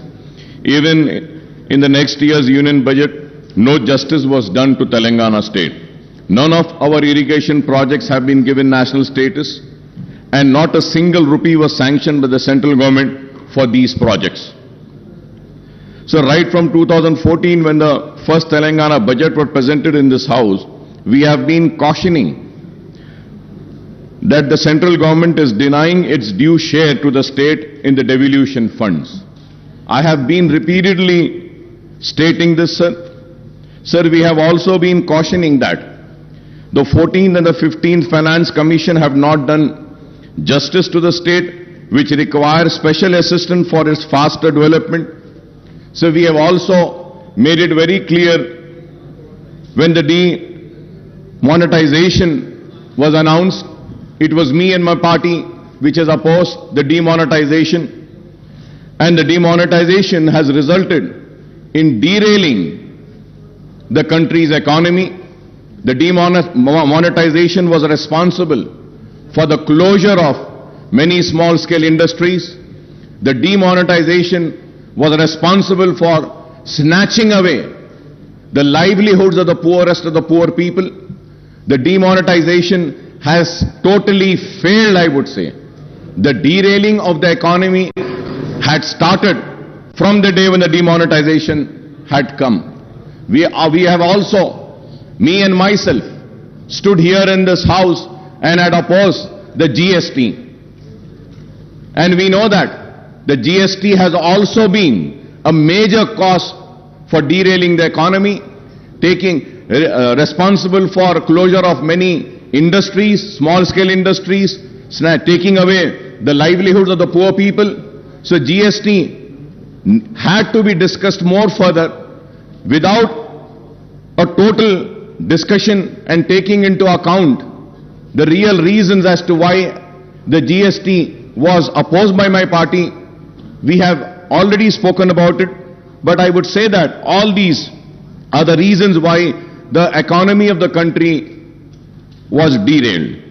All our apprehensions have come true, and we have a situation where the state share of divisible pool of central taxes has decreased and the grant in aid also falling steeply. मैं ये भी बात जरूर कहूंगा कि मजलिस इत्तेहाद अल मुस्लिमीन मुसलसल मरकजी हुकूमत की नाकामियों पर रियासती हुकूमत को बार बार मुतवज्जो कराती रही, बार बार आगाह कराती रही और बोलती रही कि आपकी ये खुरबत रियासत के लिए नुकसानदेह साबित होगी। देरी सही, लेकिन आज हम देखते हैं कि रियासती हुकूमत आज मरकजी हुकूमत के इक़दामात के खिलाफ शिद्दत के साथ आज उससे इख्तिलाफ कर रही है और अपनी नाराजगी का इजहार कर रही है। तो आखिर मजलिस इत्तेहाद अल मुस्लिमीन की बात और उसकी पॉलिसी सही साबित हुई कि रियासती हुकूमत से को नुकसान पहुंचा मरकजी हुकूमत की खुरबत के जरिए। So for instance the state share of central taxes has come down from rupees 15.987 crores in 2019 and 20 to rupees 7,589 crores in the first 10 months of the current financial year to 2021-2022 as per the CAG accounts. Similarly, the grant in aid for the center has decreased from 11,598 crores in 2019 and 20 to rupees 7,303 crores in the first 10 months of 2021 and 2022, sir. Hence, that state's share of central taxes and central grants in aid together total rupees 27,587 crores in 2019 and 20. And this has come down to just rupees 14,892 crores in the 10 months of 2021 and 2022, sir. So the direct consequence of lack of adequate central grants and share in divisible pool is that the state has to depend mainly on the borrowings to finance a big chunk of its revenues and capital expenditures. At the same time, GSDP has more than doubled from 4.51 lakh crores in 2013-14 to rupees 11.55 lakh crores in the year 2021-22, sir. Moreover, the state has recorded positive growth in the last 2 years despite the impact of COVID, even as other states had registered negative growth. It is gratifying to note that Telangana's per capita income has risen from rupees 1.24 lakh in 2014 and 15 to rupees 2.79 lakhs in 2021-22, which is significantly higher than the average national per capita income, sir. Coming to the state budget estimates for the next financial year, the finance minister has projected total revenue and expenditure of rupees 2.57 lakhs crores. The revised estimate for the current year is rupees 2.10 lakh crore as against the budget estimate of rupees 2.30 lakh crores, sir. Honorable Speaker, sir, as per the CAG Telangana accounts, at a glance for the current financial year at the end of January 2022, the total receipts are rupees 1.43 lakh crore and total expenditure is rupees 1.37 lakh crores. The receipt include huge borrowings of rupees 44,366 crores. I must admit that the successive finance ministers of Telangana are incorrigible optimistic. Every time they present the state budget, they come up with a very impressive estimates, but the actual receipts and expenditure indicates a massive shortfall after year after year. Not only the estimates of the share of central taxes and the grant in aid are on a higher side every time, but the estimate of state-owned taxes revenue and non-tax revenues are projected beyond capacity of the revenue earnings department, sir. Let us take the figures of the current year's budget estimate and the actual for the last 10 months, sir. Sir, if we have to see the figures of the last 10 years, sir, the state-owned revenues are estimated at rupees 98,179 crores, but the actual receipts in 10 months are only 77,789 crores, that is 79% of the estimates. Similarly, the state non-tax revenues are projected at rupees 30,577 crores, but the actual receipts are 5,600 crores, that is 18% of the estimates. The state's own tax and non-tax revenues together were estimated at rupees 1,28,756 crores, but the actual receipt in 10 months amount to rupees 83,389 crores. The state is supposed to earn rupees 45,367 crores to achieve the year's budgeted target of rupees 35,367 crores as per the revised estimate.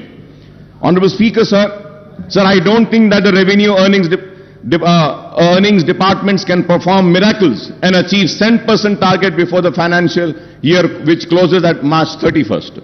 A direct consequence of the shortfall in revenue receipt is the huge shortfall in the state expenditure on both welfare schemes and developmental activities, sir. The statement of CAG report on state budget, sir, which clearly gives a picture to us. If we have to see, Honorable Speaker, sir,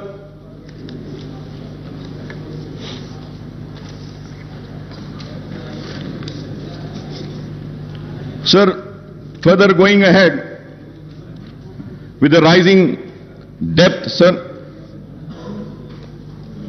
Telangana outstanding public debt will reach rupees 3,29,988 crores in 2022-23, accounting for 25% of gross state domestic product, sir. Sir, Honorable Speaker, sir, going further ahead, in the year 2019 and 20, the outstanding public debt stood at rupees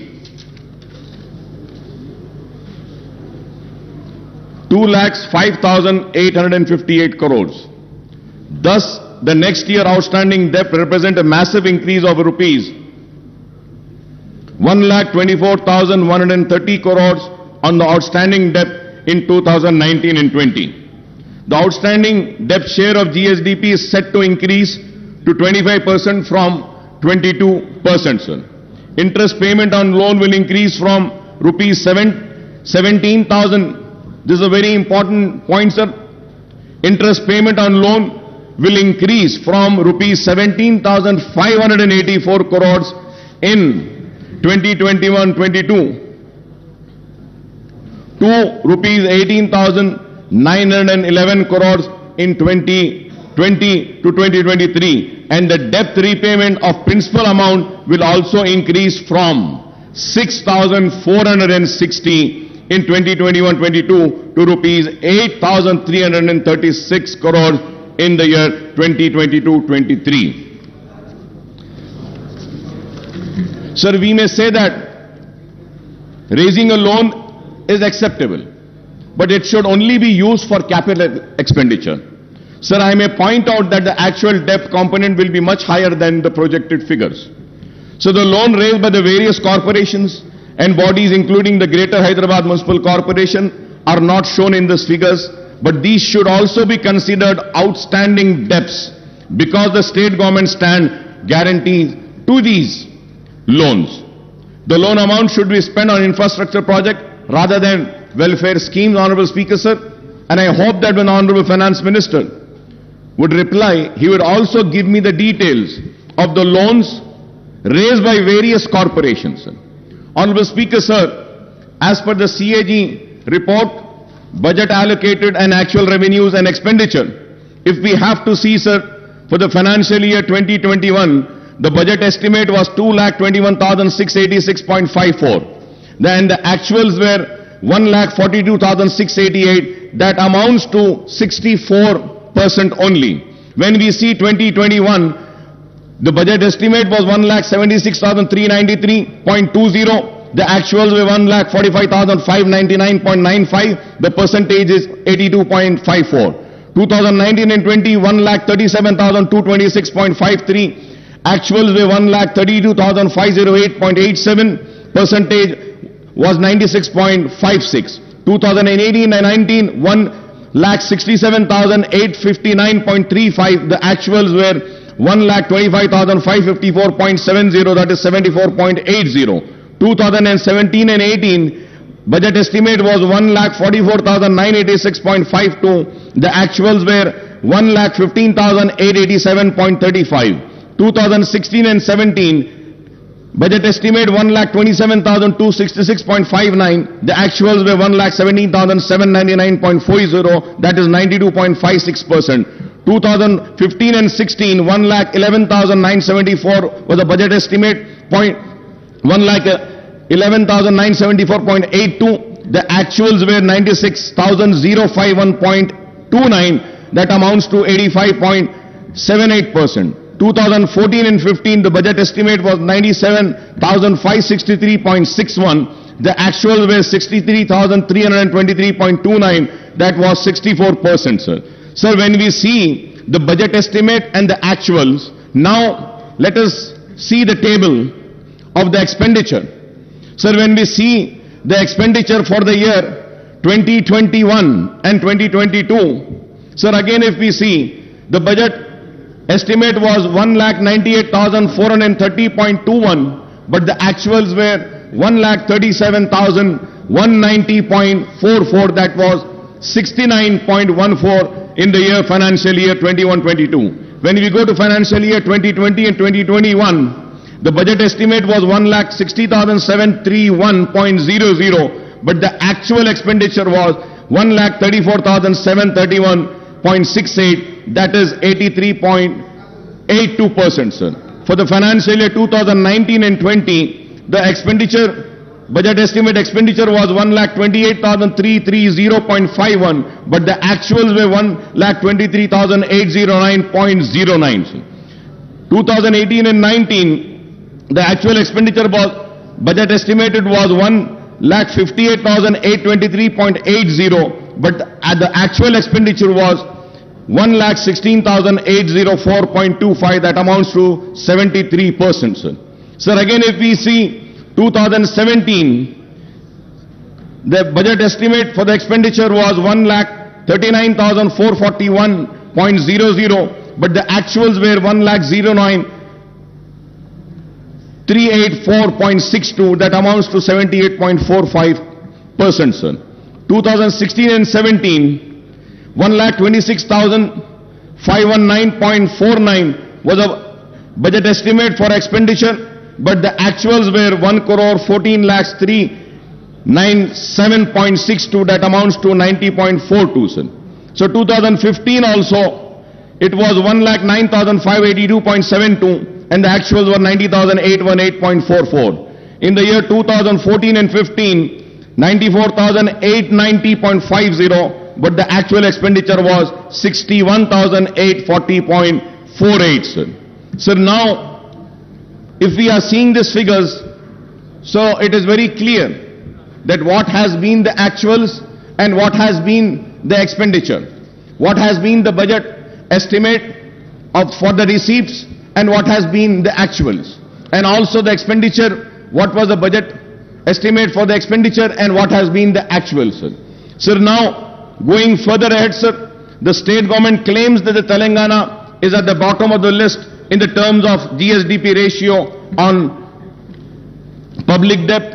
In 2021, the outstanding loan was 2,44,119 crores, and in 2021 and 22, it stood at 2,85,120. If I am wrong, I may be corrected, sir. But as per my research and my work which I have done, the outstanding loan for the year 2021 is 2,44,119 crore, and in 21-22, it stood at 2,85,120 crores, sir. The loan raised for the open market would amount to rupees 2.89 lakh crores out of the rupees 3,29,988 crore outstanding debt in the coming fiscal year, sir. These figures, if are wrong, I may be corrected, sir. So the budget has proposed to borrow rupees 53,970 crores through market borrowing in 22-23 against 47,500 crores in the year 21-23. In 2020 and 2021, the market borrowings were 43,784 crores. The overall debt burden of the state government will stand. The important point, Honorable Speaker, sir, the overall debt burden of the state government will stand at 3,29,988 crores, including market borrowings of rupees 2,89,873 crores loan from the central government amounting to rupees 7,188 crore loan from autonomous bodies, rupees 13,591 crores special security, small saving and provident fund, etc., rupees 19,336.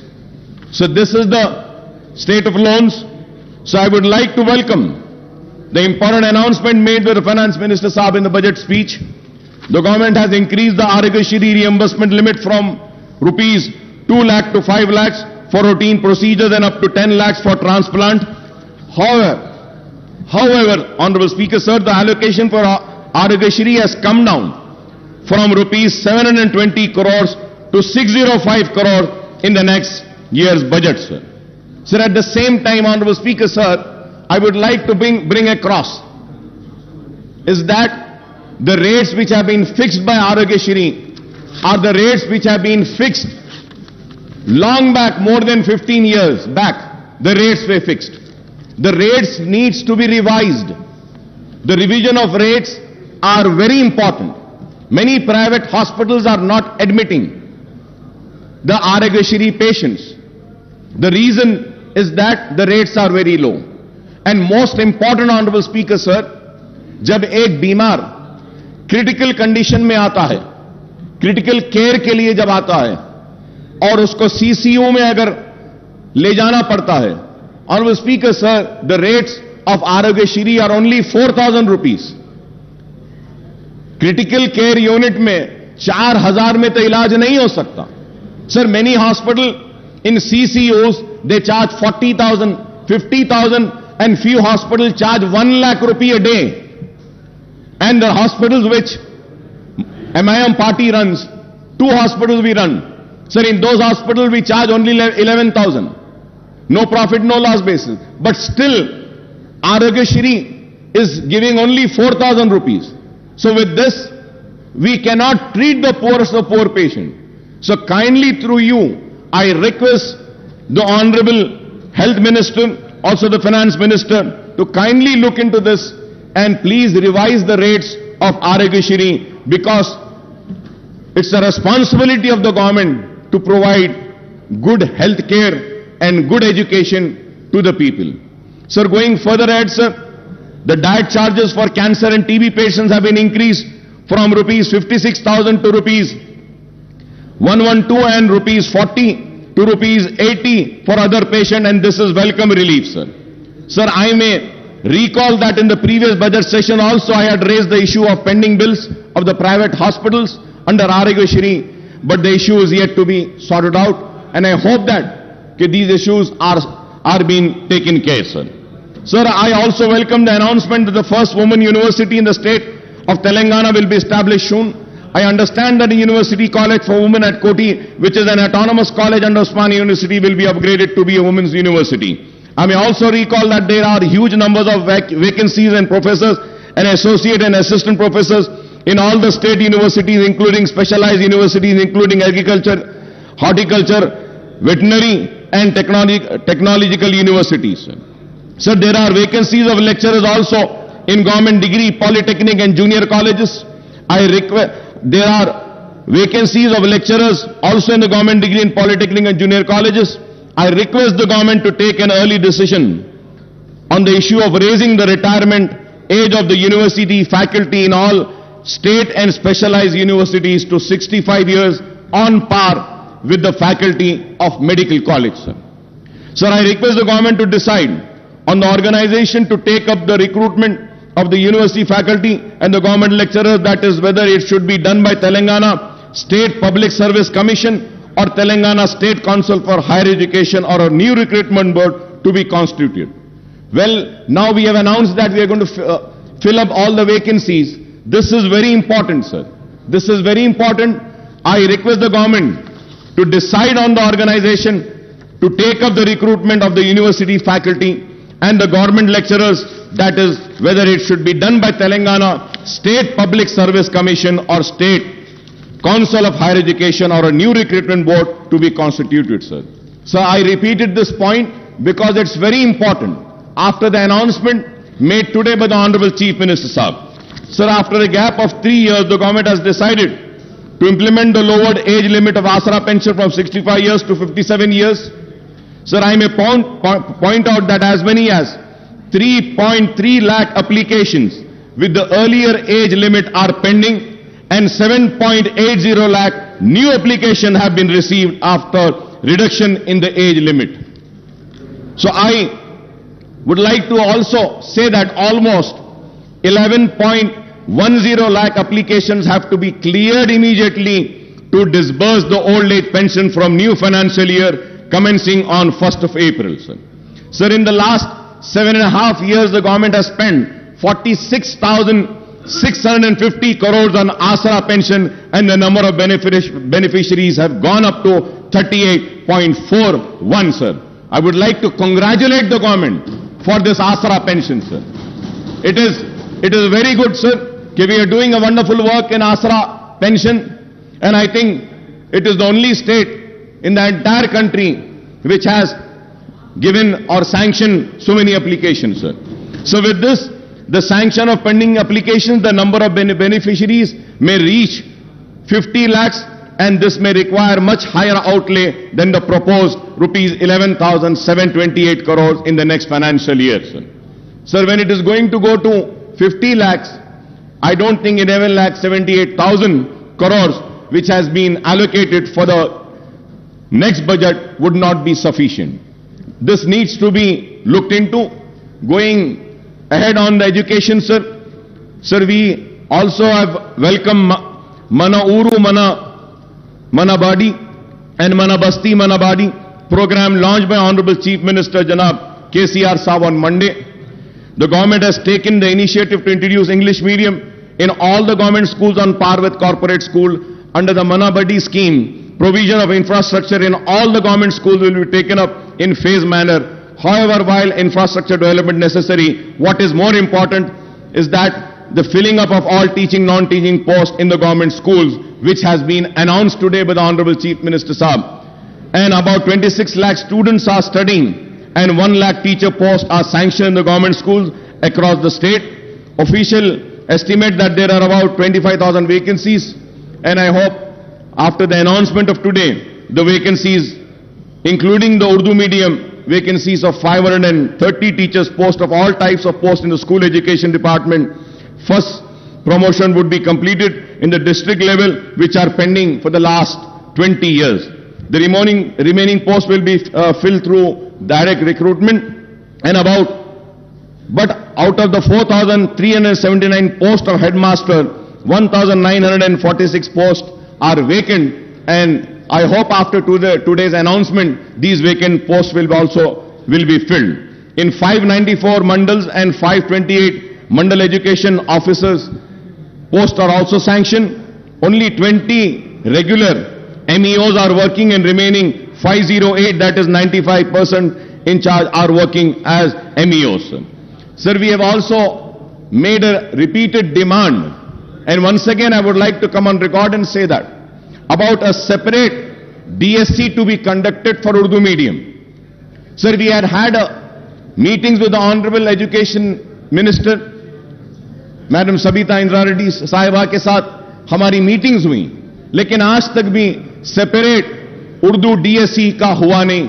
D reservation जो होना है वो भी नहीं हुआ आज तक, और उर्दू मीडियम के स्कूल्स में हमने बहुत सारी बातें रखी थी, वो भी नहीं हुआ. And at the same time, sir, so for so many years, the sweepers and attenders post in school education department are being removed, sir. निकाल दिए गए साहब. आपको हैरत होगी साहब, पूरे रियासत में झाड़ू देने वाले और अटेंडर्स के जो पोस्ट है स्कूल एजुकेशन में, वो निकाल दिए गए. और हमने देखा है कि टीचर्स झाड़ू दे रहे हैं, टॉयलेट्स को साफ करने वाले कोई नहीं है. This is a very important issue which needs to be taken up, which needs to be addressed, sir. Sir, there are 85 mandal in charge MEOs are looking after one mandal each. One MEO is in charge of 7 mandals. 8 MEOs are in charge of 5 mandals each. 24 MEOs are handling 4 mandal each. 59 MEOs are overseeing 3 mandal each, and 87 MEOs are managing 2 mandal each, sir. So the state has 33 districts, but the government has not sanctioned the DO post for all the districts. For all the districts, we need to have DOs, sir. Out of the 12 DO sanctioned posts, only 7 DOs are working, and there are 5 vacancies, and we are told that 26 districts, only in charge DOs are running the show. In Telangana state, 66 deputy DOs posts are sanctioned, but only 6 deputy DOs are working, and remaining 60 posts are vacant, and I hope that these vacant posts would be filled by the announcement made by the Honorable Chief Minister Saab today. Also, 70 senior lecturer posts are vacant. Out of 166 Telugu lecturer posts, 152 are vacant, and only 15 are working, and out of 40 Urdu lecturer posts, 37 are vacant, and only 3 are working, and I hope that these vacancies will also be filled up by the announcement made by the Honorable Chief Minister Saab. Sir, at the same time, sir, so Honorable Speaker, sir, I might sound very bad, and my friends and colleagues might feel very offended,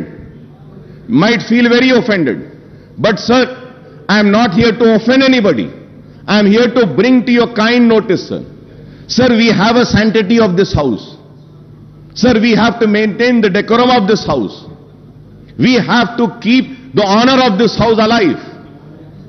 Sir, in this house, the leader of the house, Chief Minister Saab, had announced on my request and on my demand, sanctioning 20 crores to Falaknuma Educational Campus. He had announced sanctioning amount to Chanchalguda Educational Campus. He announced the same to Hussaini Alam and Golconda Educational Campus. And the announcement has been made 3 years back, sir. आज तक एक पैसा नहीं दिया गया साहब मैं आपको मेरी बात बुरी दिखेगी, लेकिन अगर कोई मेंबर अपनी सीट पर से उठकर यहां अगर वेल में आता है तो उसको सस्पेंड कर दिया जाता है, लेकिन जो अनाउंसमेंट इस ऐवान में होता है उसको पूरा नहीं किया जाता तो उसके ऊपर आपको फैसला लेना पड़ेगा स्पीकर साहब। अगर नहीं करना है तो अनाउंस ना कीजिए, मेहरबानी होगी नहीं करिए। इस ऐवान के लिए कह रहा हूं मैं, इसके वखार के लिए, इसकी इज्जत के लिए कह रहा हूं। अगर इस ऐवान में होने वाले अनाउंसमेंट को पूरा नहीं किया जाता तो फिर यह ऐवान की इज्जत की धज्जियां उड़ाने के बराबर है। तो मैं आपके जरिए हुकूमत से मुतालबा करूंगा कि जो ऐलान किया गया फलकनुमा कैंपस के लिए, जो ऐलान किया गया गोलकुंडा कैंपस के लिए, जो ऐलान किया गया हुसैनी आलम कैंपस के लिए, जो ऐलान किया गया चंचलगुड़ा कैंपस के लिए, वो ऐलान को पूरा करिए बराए मेहरबानी। Sir, going to GHMC, sir. So the finance minister had recounted the infrastructure development taken up in the GHMC area since 2014, particularly under SRDP, CRMP and SNDP. However, the fact remains that the state government has not provided grants to the GHMC for taking up these work, and hence the GHMC has to go for massive borrowings from the banks and also raising the municipal bond to finance these projects.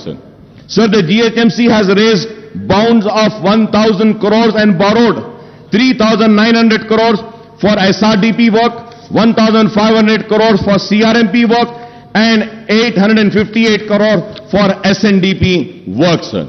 Some of the SNDP works costing to rupees 225 crores are taken up in the surrounding municipality and municipal corporation with the GHMC borrowing. From 2014 onwards, GHMC is in serious financial crisis as the grant for both the central government and the state government have decreased considerably, and the state government is not even paying property tax of rupees 300 crores per annum on its buildings. जो government के building हैं उसकी property tax के जो 300 करोड़ है वो भी GHMC को नहीं दी जाती. On the other hand, the GHMC is paying 1 crore every day, that is rupees 365 crores per annum for repayment of loan and interest on borrowing. Honorable Speaker, sir, every day the GHMC is paying 1 crore. Sir, at the same time, sir, under the 14th and 15th Finance Commission grant, the central government sanctioned funds amounting to rupees 300 crores and rupees 1,000 crore respectively to the GHMC, but these have not been realized by the state government. With the introduction of TSB pass for building permission, the building permit fees is deposited with the state treasury and the GHMC is not getting this amount. Sir, मैं घर बनाना चाहता हूं, घर बनाने के permission के लिए पैसे भरता हूं, वो पैसे GHMC में नहीं आते हैं सर, वो गवर्नमेंट ट्रेजरी में चले जाते हैं. सर, ये GHMC में घर बन रहा है, परमिशन GHMC दे रही है, तो पैसा तो GHMC को आना चाहिए, लेकिन ऐसे नहीं हो रहा है sir. So the GHMC's own revenues are meant for paying staff salaries and for the maintenance work and for major works and project funds. Projects funds have to be sanctioned with the state government. I want to know how many projects in GHMC are funded by the state government from 2014 onwards, sir. GHMC के जो भी projects हैं government की तरफ से क्या दिया जा रहा है. Now maintenance and new works in GHMC have come to a halt from July 2021 and onwards, since payments were not made to GHMC contractors. The contractors' dues are rupees 300 crores and the government should release the fund for development of work to GHMC to clear this fund. Most of the 2,000 contractors at GHMC are petty contractors whose livelihood depends on GHMC work. Sir, I also have the statement, sir. Abstract of MAUD department budget for 7 years. For 7 years when we see, sir, Commissioner and Director of Municipal Administration, Hyderabad Metro Water Supply Sewerage Board, the Mission for Elimination of Poverty Municipal Areas, MEPMA, then Amrut Smart City, Musi River Fund Development Limited, Hyderabad Road Development Corporation Limited, Hyderabad Metro Rail. Isme, sir, 11th is Greater Hyderabad Municipal Corporations. So the budget estimate, Honorable Speaker, sir, was 8,920.36 crores. Budget release 236.11. Only, sir, 236.11. This is for the financial year 2014 and 15 se lekar for the year 2021-22 tak. Last 7.5-8 years mein 8,990.36 crores का ऐलान किया, लेकिन budget release 236 crore का हुआ और expenditure. Sir, now we have to see what has been the expenditure. Sir, out of 8,920, 236.11 was released and the expenditure is how much, sir? Only 2 crore 65 lakhs. 2 crore 65 lakhs. If I am wrong, I may be corrected.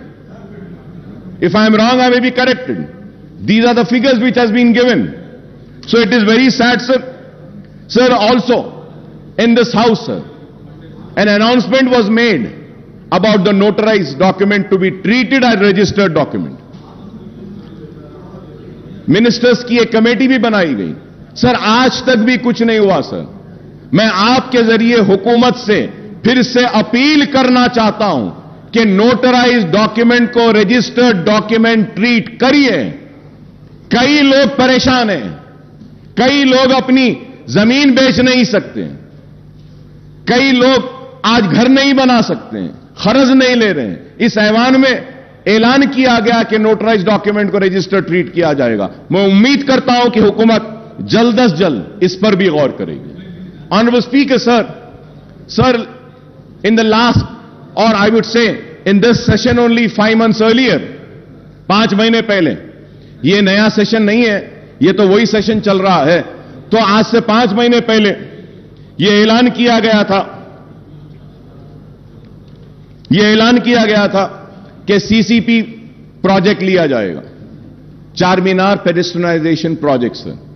Sir, कब से चार मीनार पेडेस्ट्रियनाइजेशन project चल रहा है? Sir, कब complete होगा, कब खत्म होगा, कब चार मीनार इस्तांबुल बनेगा? यह एक सवाल है. और उसके बाद जवाब में यह बोला गया कि खुली कुतुब शाह के जरिए चार मीनार पेडेस्ट्रियनाइजेशन का प्रोजेक्ट करेंगे, खुली कुतुब शाह के जरिए नए पुल के पास जो ब्रिजेस है वो बनाएंगे, खुली कुतुब शाह को और काम देंगे. सर, खुली कुतुब शाह का जो पहला जितना बजट लास्ट ईयर दिए थे उससे और कम कर दिया गया. आप बजट एलोकेशन कम करेंगे. लास्ट ईयर जितना बजट दिया गया था that was sufficient enough only for the payment of salaries of Quli Qutub Shah urban development authority employees, और अब कुछ भी नहीं किया गया. Sir, pending works of nalas and sports and the stadiums are still pending. In my constituency, sir, one stadium work was started 10 years back, sir. It is more than 10 years that it is yet to be completed. Sir, we have spoken about the nalas 5 months earlier when we have the assembly session. That time we spoke about nalas. We spoke about the breach जो शिगाफ आया था तालाबों में, जिसकी वजह से नुकसान हुआ था लोगों को, उसके बारे में बात करें. और हमने कई तजावीज दिए. मैं बड़ी मौजरत के साथ ऑनरेबल स्पीकर साहब कह रहा हूं, मेरे दोस्त काबिल दोस्त को बुरा दिखेगा, खराब दिखेगा मेरे काबिल दोस्त को, केटी रामाराव साहब को, जिनकी मैं बहुत इज्जत करता हूं, एहतराम करता हूं. लेकिन ऑनरेबल स्पीकर साहब, इस ऐवान में कहा गया था कि अकबर साहब हम मीटिंग बुलाते हैं, बैठते हैं. दशहरा गया, दिवाली गई, दिवाली के बाद क्रिसमस गया, न्यू ईयर गई. संक्रांति गया, कब होगी मीटिंग? बुला लीजिए साहब, हम आप साहब, हमारे पास पूरा टाइम है, आप जब बोले जब हम आ जाते हैं आपके पास, जब आप बोले आ जाएंगे।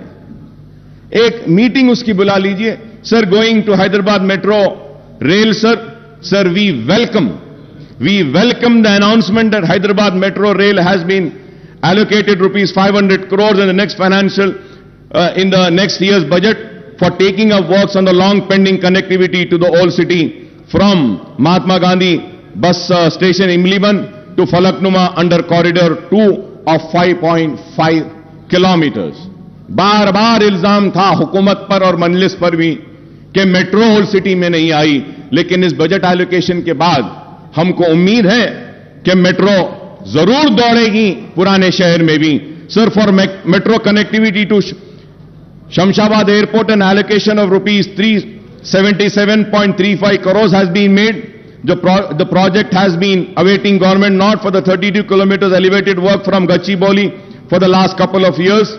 The Hyderabad Metro Rail, the government special purpose vehicle which oversees the metro construction, has been provided loan of rupees 1,500 crores too. But we are disappointed, Honorable Speaker sir, but we are disappointed that no allocations have been made for MMTS Phase 2. MMTS Phase 2 के लिए हम बार बार मुतालबा कर रहे हैं। कितने साल से? 6-7 साल से मुतालबा है कि MMTS Phase 2 के लिए एलोकेट करिए फंड्स, लेकिन वो अब तक नहीं हुआ। मैं उम्मीद करता हूं कि फाइनेंस मिनिस्टर साहब MMTS Phase 2 के लिए भी जो रिक्वायर्ड फंड्स हैं उसको भी जारी करेंगे। So the state government has to provide its share of assured 2/3 funds of total cost of 817 crore, but only 129 crores was released. The MMTS Phase 2 project taken up by the South Central Railway should be completed in all respect, connecting the suburbs and providing a cheaper and environmental friendly transport system to the poor and middle class passengers. The MMTS Phase 2 also provides for extending the connectivity to the Shamshabad airport, and this can be supplement the metro connectivity from Gachibowli. So about 2 BHK with an objective to providing a dignified dwelling of decent size, the government is implementing 2 BHK program. The government has sanctioned 2.91 lakh houses all over the state and 1 lakh in the GHMC area. However, in the 15 assembly segments of Hyderabad district, only 9,453 houses are sanctioned and 24 locations, and there is no 2 BHK housing site in Charminar, Amberpet segment, sir. Sir, in the GHMC area, only 4,504 houses have been completed and only 3,136 houses are actually handed over to the beneficiaries, sir. Most of the housing units in GHMC area are at various stages of constructions, and work has been stopped at most of the site as, again, the same problem, the contractors are not paid their dues for several months. I request to you, sir, कि ये contractors के जो पैसे हैं इसको पे करने के लिए बोली. In the next year budget allocation rupees 12,000 crores is proposed for the 2 BHK program, and I hope that the housing units in GHMC would be completed to hand over to beneficiaries during the year. We welcome the government decision to launch the scheme of providing financial assistance for construction of 2-bedroom housing scheme for people who have their own plots with a unit cost of 3 lakh per house. 3 lakh रुपये गरीबों को जो जिनका खुद की जमीन है घर बनाने के लिए देने का जो ऐलान किया गया है, हम इसका खैर मुकदम करते हैं. It is better late than never, although the proposed unit cost has been brought down from the previous promise of rupees 5 lakhs rupees. Sir, in the coming financial year, 4 lakh beneficiaries will be provided assistance to construct the houses with a unit cost of 3 lakhs. For each assembly segment, 3,000 houses will be taken up. For providing financial assistance for these 4 lakh beneficiaries, rupees 12,000 crores will be needed. And the question is, where will the funds for the completion of construction of 2 BHK housing units will come from the government, sir? So now, going further ahead with the welfare department, sir, SC welfare, ST welfare, BC welfare and minority welfare, sir. Sir, 2022-23 budget for SC welfare, the revenue with 31,220.91 the capital was 559.50, the total was 31,770.41, and percentage, if we have to see the allocations taking in account the entire budget of the state, the percentage is 12.36%, sir. Sir, ST welfare revenue 10,804.88, and capital would be 1,759.91, then the total is 12,564.80. BC welfare 5,289.83, the capital 407.72, the total is 5,697.55, that is only 2.22%. Sir, again, minority welfare 1,728.71 और उसके बाद 1,728.71, अगर आप इसको देखते हैं total budget के हिसाब से, तो माइनॉरिटीज को जो शेयर दिया गया है बजट में से, वो share is 0.67%. It has come down पहले से, और अब में अगर देखते हैं टोटल बजट से हम अगर कैलकुलेट करते हैं, तो जो शेयर दिया गया है एससी वेलफेयर को 12.36%, एसटी वेलफेयर के लिए 4.89%, बीसी वेलफेयर के लिए 2.22% और माइनॉरिटी वेलफेयर के लिए 0.67%. Sir, when we come to the minorities, sir, Honorable Speaker, sir, before going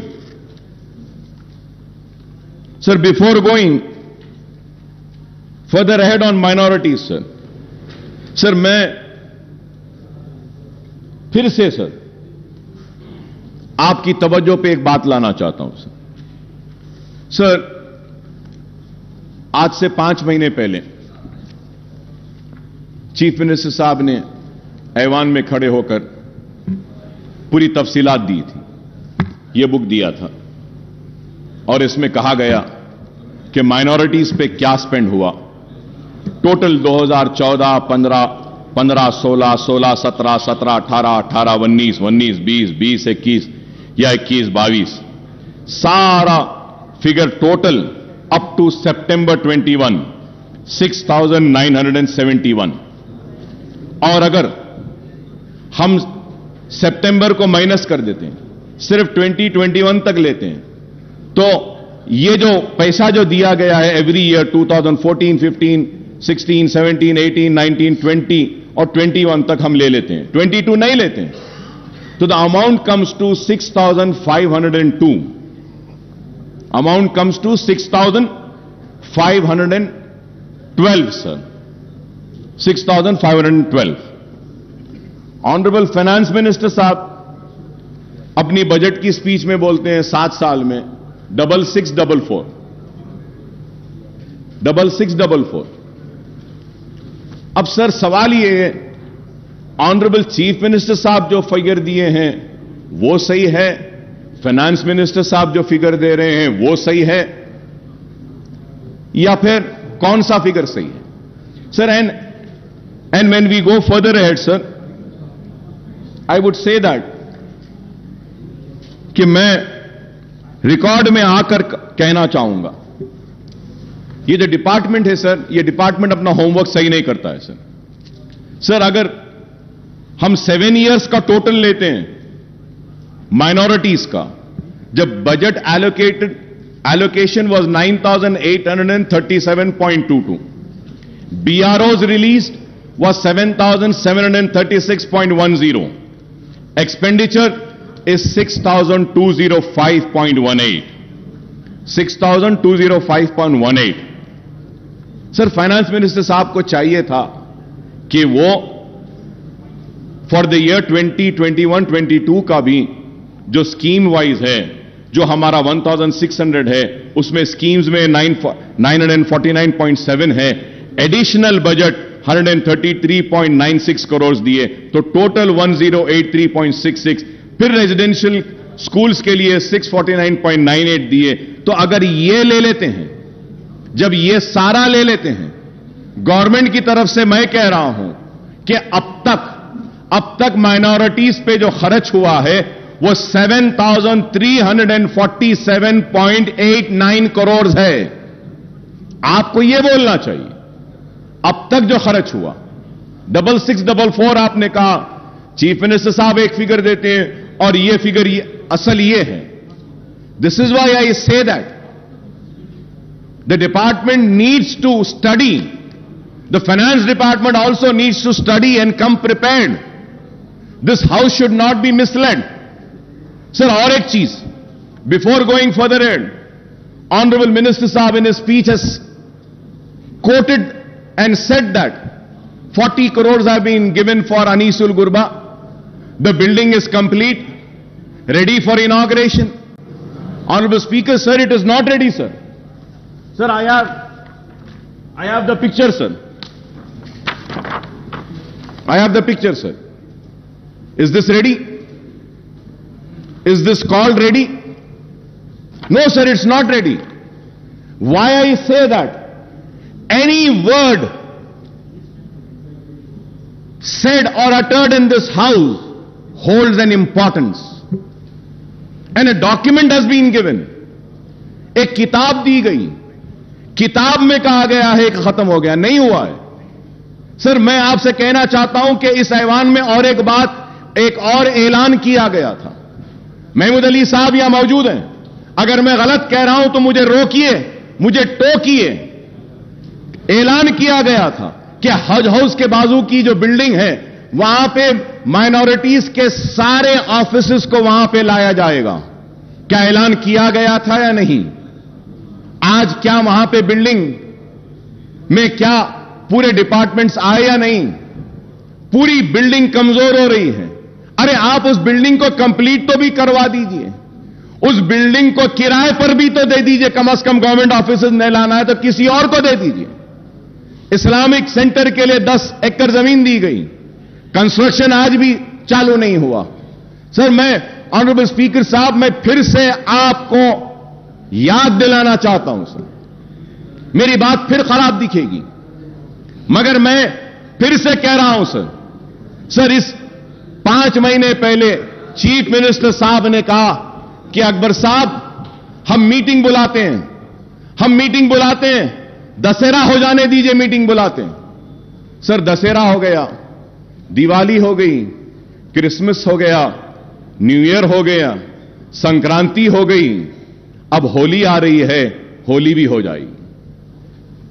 sir, आज मैं पूछना चाहता हूं कि अगर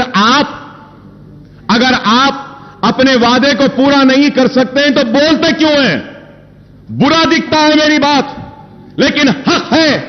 मैंने जो कहा कि आपने मेरे कान को खुश किया, मैंने आपके कान को खुश किया, ये लेने देने की बात कहां से आई? यही बात हुई।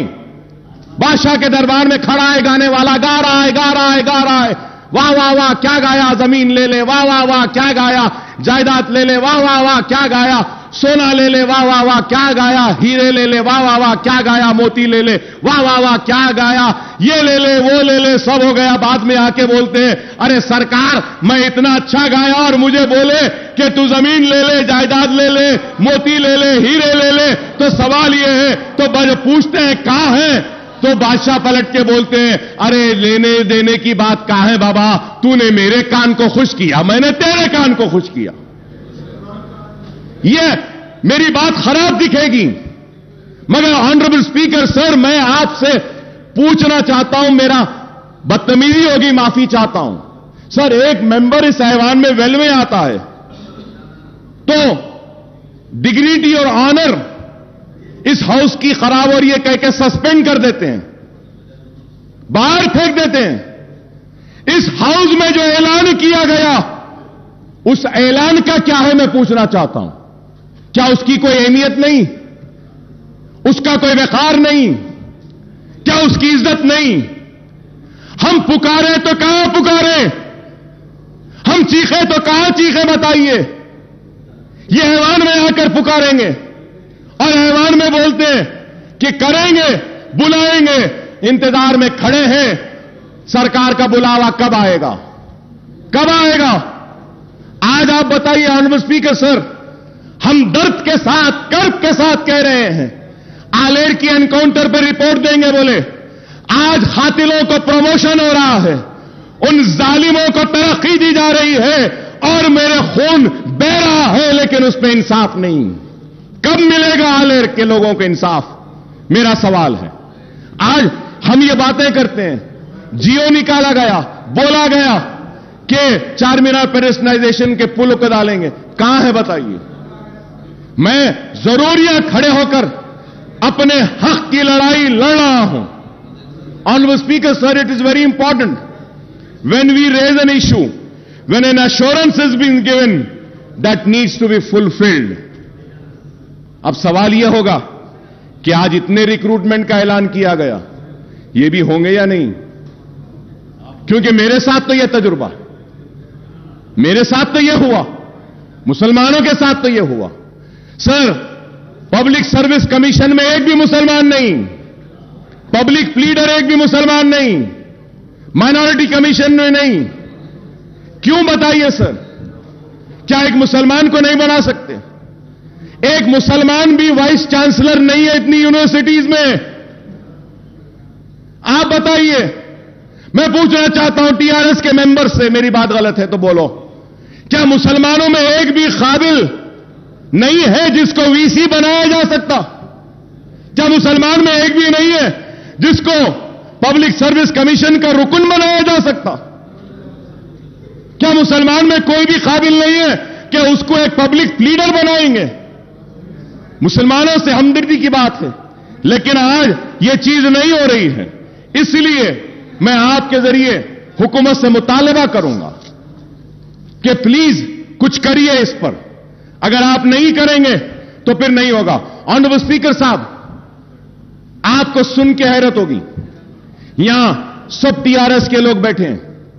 मैं इनसे सवाल करता हूं, अपने दिल पर हाथ रखकर बोलो, तेलंगाना आने से पहले औकाफी जायदादों के तहफ्फुज के लिए क्या आप चैंपियन नहीं बने थे? दिल पे हाथ रखकर बोलो। क्या हुसैन शाह वली रहमतुल्लाह अलैह की वक्फ की जमीन के लिए क्या आप नहीं लड़े थे मेरे साथ? क्या हाईकोर्ट में टीआरएस नहीं गई थी? क्या बोलकर गई थी? यह वक्फ की जायदाद है। तेलंगाना एजिटेशन, तेलंगाना मिल गया, हुकूमत में आ गए, आने के बाद वही किया। सर, मैं मुझे कंप्लीट करने दीजिए सर। वही किया जो कांग्रेस ने किया, वही किया जो तेलुगु देशम ने किया। नाइंसाफी मुसलमानों के साथ हुई, वो ये हुई कि इख्तिदार में आने के बाद हुसैन शाह वली की जमीन गवर्नमेंट लैंड है बोलती है टीआरएस की हुकूमत। क्या इंसाफ है? हुकूमत में नहीं थे तो वक्फ की थी, हुकूमत में आ गए तो गवर्नमेंट की। पूरी जमीन चले गई, पूरी जमीन चले गई। ऑनरेबल स्पीकर साहब, सुप्रीम कोर्ट में वक्फ बोर्ड मुकदमा हार गया टेक्निकल रीजंस की वजह से। प्लीज अरे आज दे सकते थे। Please conclude sir, I am concluding sir, but I have to say sir. Sir, मैं बोलना चाह रहा हूं, इसलिए बोलना चाह रहा हूं कि मुझे बोलना जरूरी है सर। सर, पहले तो पूरा असेंबली कट हो गई, 5 दिन 6 दिन चल रही है। क्वेश्चन आते ने 5 दिन में एक क्वेश्चन आएगा हमारा, और उसके बाद में अगर कम वक्त में बोलूं तो फिर मेरा इस ऐवान में आना ही बेकार है। मुझे बोलने दीजिए सर। इस वास्ते के मजबूर होकर कह रहा हूं, मजबूर होकर। हजारों करोड़ की जायदाद चले गई, एयरपोर्ट में चले गई। सर, मैं कहूंगा, चीफ मिनिस्टर साहब का बयान अब तक मैं सुन रहा था, रिक्रूटमेंट में कहे कि तेलंगाना के साथ नाइंसाफी हुई। बेशक हुई, इससे इनकार नहीं। आपके आने के बाद इंसाफ मिल रहा है, बिल्कुल मिल रहा है। हक तलफी हुई, आपके आने के बाद हक मिल रहा है। पानी ले लिया गया, पानी मिल रहा है। खेती नहीं होती थी, आज हो रही है। पेंशन नहीं मिलता था, आज मिल रहा है। सब सही है, लेकिन औकाफी जायदादें जो पहले तबाह हो रही थी वो आज भी हो रही हैं, आज भी हो रही हैं। Sir, you remember, sir, Honorable Speaker, sir, you remember an announcement was made that CBCID inquiry will be conducted on work properties. CM साहब ऐलान करें। क्या हुआ सर? कुछ हुआ सर? कुछ सीआईडी आगे बढ़ी सर? कोई सीआईडी कोई इंक्वायरी करी? सीआईडी कुछ इन्वेस्टिगेट करी? सीआईडी के जो टर्म्स एंड कंडीशंस क्या है? क्या किसी को पकड़ी? क्या कोई जमीन रिकवर करी? क्या करी साहब आज तक? बैठे महमूद अली साहब, पूछना चाहता हूं, अजमेर का रुबात कब बनेगा? क्या ऐलान नहीं हुआ? कब बनेगा? बोले थे अजमेर में रुबात, कहां है? सर, हम टीआरएस के दोस्त हैं, अगर उनको पूछते हैं तो हमको भी पूछते हैं कि किस बुनियाद पे आप तायीद कर रहे हैं, क्यों तायीद कर रहे हैं? हमसे भी सवाल होता है। नेक नामी आपकी मुतासिर नहीं, हमारी भी होती है। खुदारा मेरी आपसे दरखास्त है कि आप करिए। Honourable speaker sir, there is a scheme, finance minister साहब is here, I want him to give an assurance on this point when he replies to me. Sir, Government of India is giving matching grant for construction of, जो speech में बोले Finance Minister साहब, construction of minority schools and residential schools. For that, Waqf Board has given land. वहां पे भी Waqf Board की land होना है, वहां पे भी Waqf Board होना है। मल्टीनेशनल्स को गवर्नमेंट देती है, फैब सिटी को गवर्नमेंट देती है, हर एक के लिए गवर्नमेंट देती है, लेकिन हमारे लिए नहीं, आपकी जमीन ही दो। Sir, government of India had given sanction the amount from last 3.5 years. The state government has not given its share. मेरे पास डिटेल्स हैं sir, I have the details. Why are you not releasing your share of funds is the question sir. क्यों नहीं दे रहे? Release कर दीजिए आप. Minority residential school Waqf board की जमीन पर आने दीजिए ना, नहीं आते. सर, निजामिया तिबी कॉलेज का क्या हाल है सर? बिल्डिंग कमजोर हो गई, गिरने पर है. उस्मानिया हॉस्पिटल का क्या हाल है? उस्मानिया हॉस्पिटल की बिल्डिंग कमजोर. सर, बोला जा रहा है कि इतने हॉस्पिटल्स आ रहे हैं शहर के अतराफ. I am finishing sir.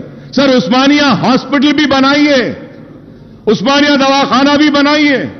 आप 4-4, 5 दवाखाने बना रहे हैं, बनाइए. सर, ऑनरेबल स्पीकर सर, मैं आपको फिर से याद दिलाता हूं, मैं नई बात नहीं कर रहा हूं सर.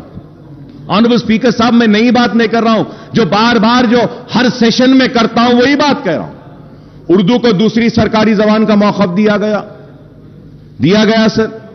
सर, ये बजट की आज जो स्पीच का जो बुक हमको दिए ना साहब, उसमें तेलुगु था, इंग्लिश था, उर्दू नहीं था.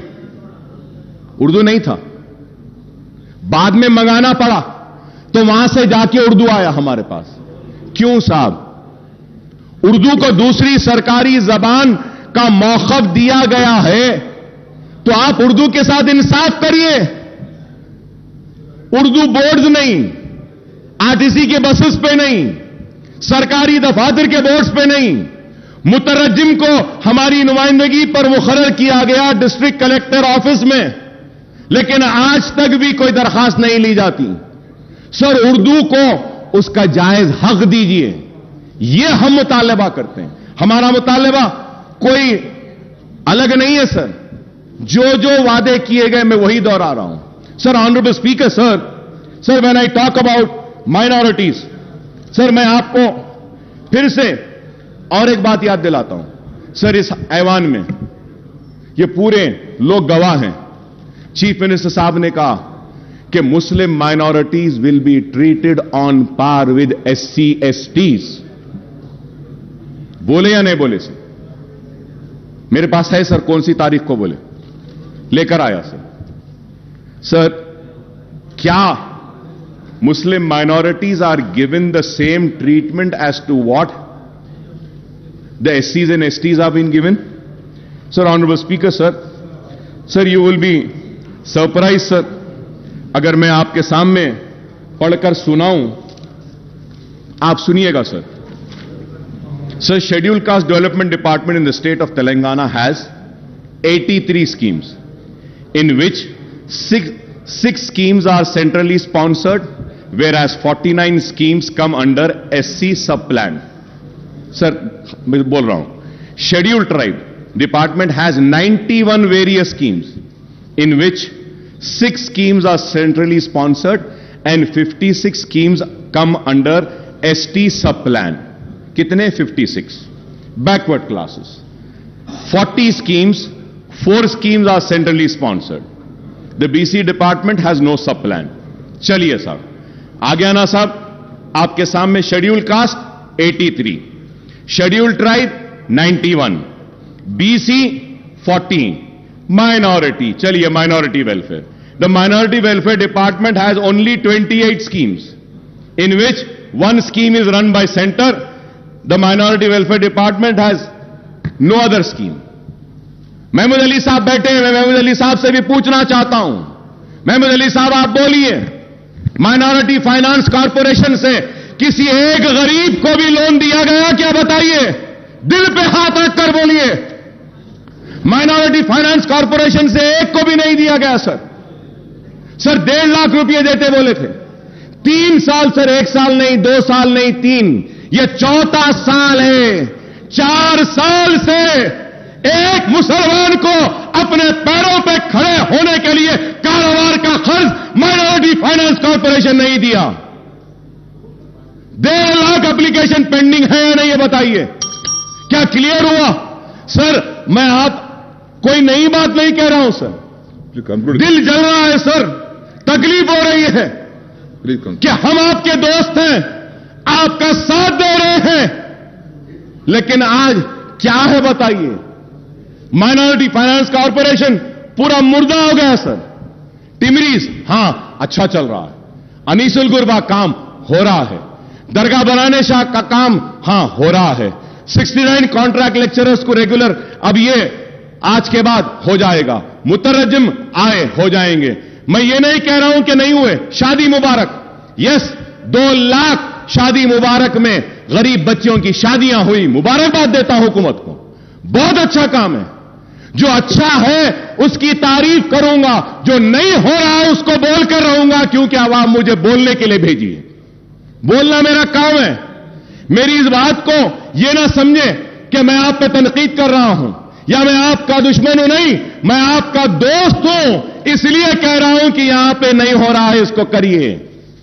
करेंगे तो खुशी होंगे, करेंगे तो मुसलमान और करीब आएंगे, करेंगे तो मुसलमान जोश दर जोश आएंगे.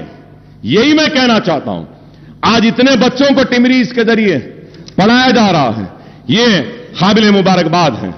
मैं तारीफ करता हूं हुकूमत की, अच्छे कामों की भी तारीफ करता हूं. Honourable speaker sir, health department पे भी जब आते हैं, मिनिस्टर साहब के जो बुक में जो कहे हैं, फिर से सर इसमें भी गलतियां हैं. Sir we need to correct sir. Sir I am just finishing sir. Please come. I am finishing, sir. Just 2 to 3 minutes I am finishing. I request Honorable Speaker, sir. Just 2 to 3 minutes, sir. Sir, the health sector, while 6,295 crores were allocated in financial year 2021-22, rupees 11,237 crores have been allotted for medical and health sector in budget for 22-23, making an increase of 4,942 crores in share numbers. The breakup of proposed allocation is 5,743 crores under scheme expenditure and rupees 4,968 crore under establishment expenditure. It is welcome sign that the health sector has got a much needed boost with budget allocation for the financial year 22-23 being 78.5% more than the current fiscal year, even as Telangana government seeks to build a robust healthcare network across the state. However, the allocation to the health sector now accounts for only 4.37% of the total budget. I have the list every year from 2014-15 but there is no time, so I'm just going further ahead, sir. For 22-23, the allocation has been increased from various schemes under scheme expenditure, rupees 1,000 crores for construction of medical colleges and hospitals, rupees 1,000 crore for construction of super speciality hospital. The allocation for these two categories in the current fiscal year was 0, though allocation has been increased for purchase of surgical consumable, diagnostic, reagent and disposable. The allocation to the National Program for Prevention of Control of Cancer, Diabetes, Cardiovascular Disease and Stroke has been raised from 5 crores to 5 crores in the current financial year to 308 crores for the next year, sir. The scheme expenditure for primary health centers under the Director of Public Health did not see any increase, and it was same case with the allocation of prevention of control of disease, sir. Sir, I congratulate the government for coming up with the dialysis centers. It was needed and it's very good work that the government is doing. I congratulate the government for coming up with बस्ती दवाखाना sir. ये बस्ती दवाखाने की वजह से गरीब को काफी फायदा हो रहा है और बस्ती दवाखाने आना चाहिए. मैं हुकूमत को मुबारकबाद देता हूं. बस्ती दवाखानों के लिए, डायलिसिस सेंटर्स के लिए कोविड में अच्छा काम किए, लेकिन उसके साथ साथ यह भी जानना चाहता हूं कि टिम्स हॉस्पिटल को क्यों बंद किया जा रहा है. आप वजाहत करिए. Telangana institute of medical sciences Gachibowli में क्यों बंद कर रहे हैं? उसके पोस्ट को निकाल रहे हैं क्या? आज अखबारात में हम पढ़ें, आप उसका क्लैरिफिकेशन दीजिए. Sir, in the budget speech the honourable finance minister said that there were only 3 medical colleges which were established in Telangana region during the 60 years rule of combined state. Usmania and Gandhi Hospital were established even before the combined state. Janab Harish Rao Sahab had said that TRS government has established 12 new medical colleges in last, aapki speech mein bole aap, 12 new medical colleges in last 7.5 years, and the total number of medical colleges today in the state is 17. No, sir. It is not right. With all responsibility, I am saying, sir. It is not 17, sir. Sir, as per KNR University website, there are 10 government and 19 private colleges in Telangana. Malardi Saab is here. He can also say if I am wrong. Sir, my only submission is that when a note is prepared, they should have a responsibility. Sir, KNR जो दे रहा है website पे, अब counselling हो रही है, उसमें कितने बोल रहा है सर? 10 government, 19 private. मिनिस्टर साहब हमारे क्या बोल रहे हैं? 17 कॉलेजेस. तो सर वो प्लीज. तो सर मैं ठीक है साहब, आप क्लैरिफिकेशन दे दिए, अच्छा है. यही बात अगर नोट में आ जाती तो अच्छा था. सर ऐसा नहीं है.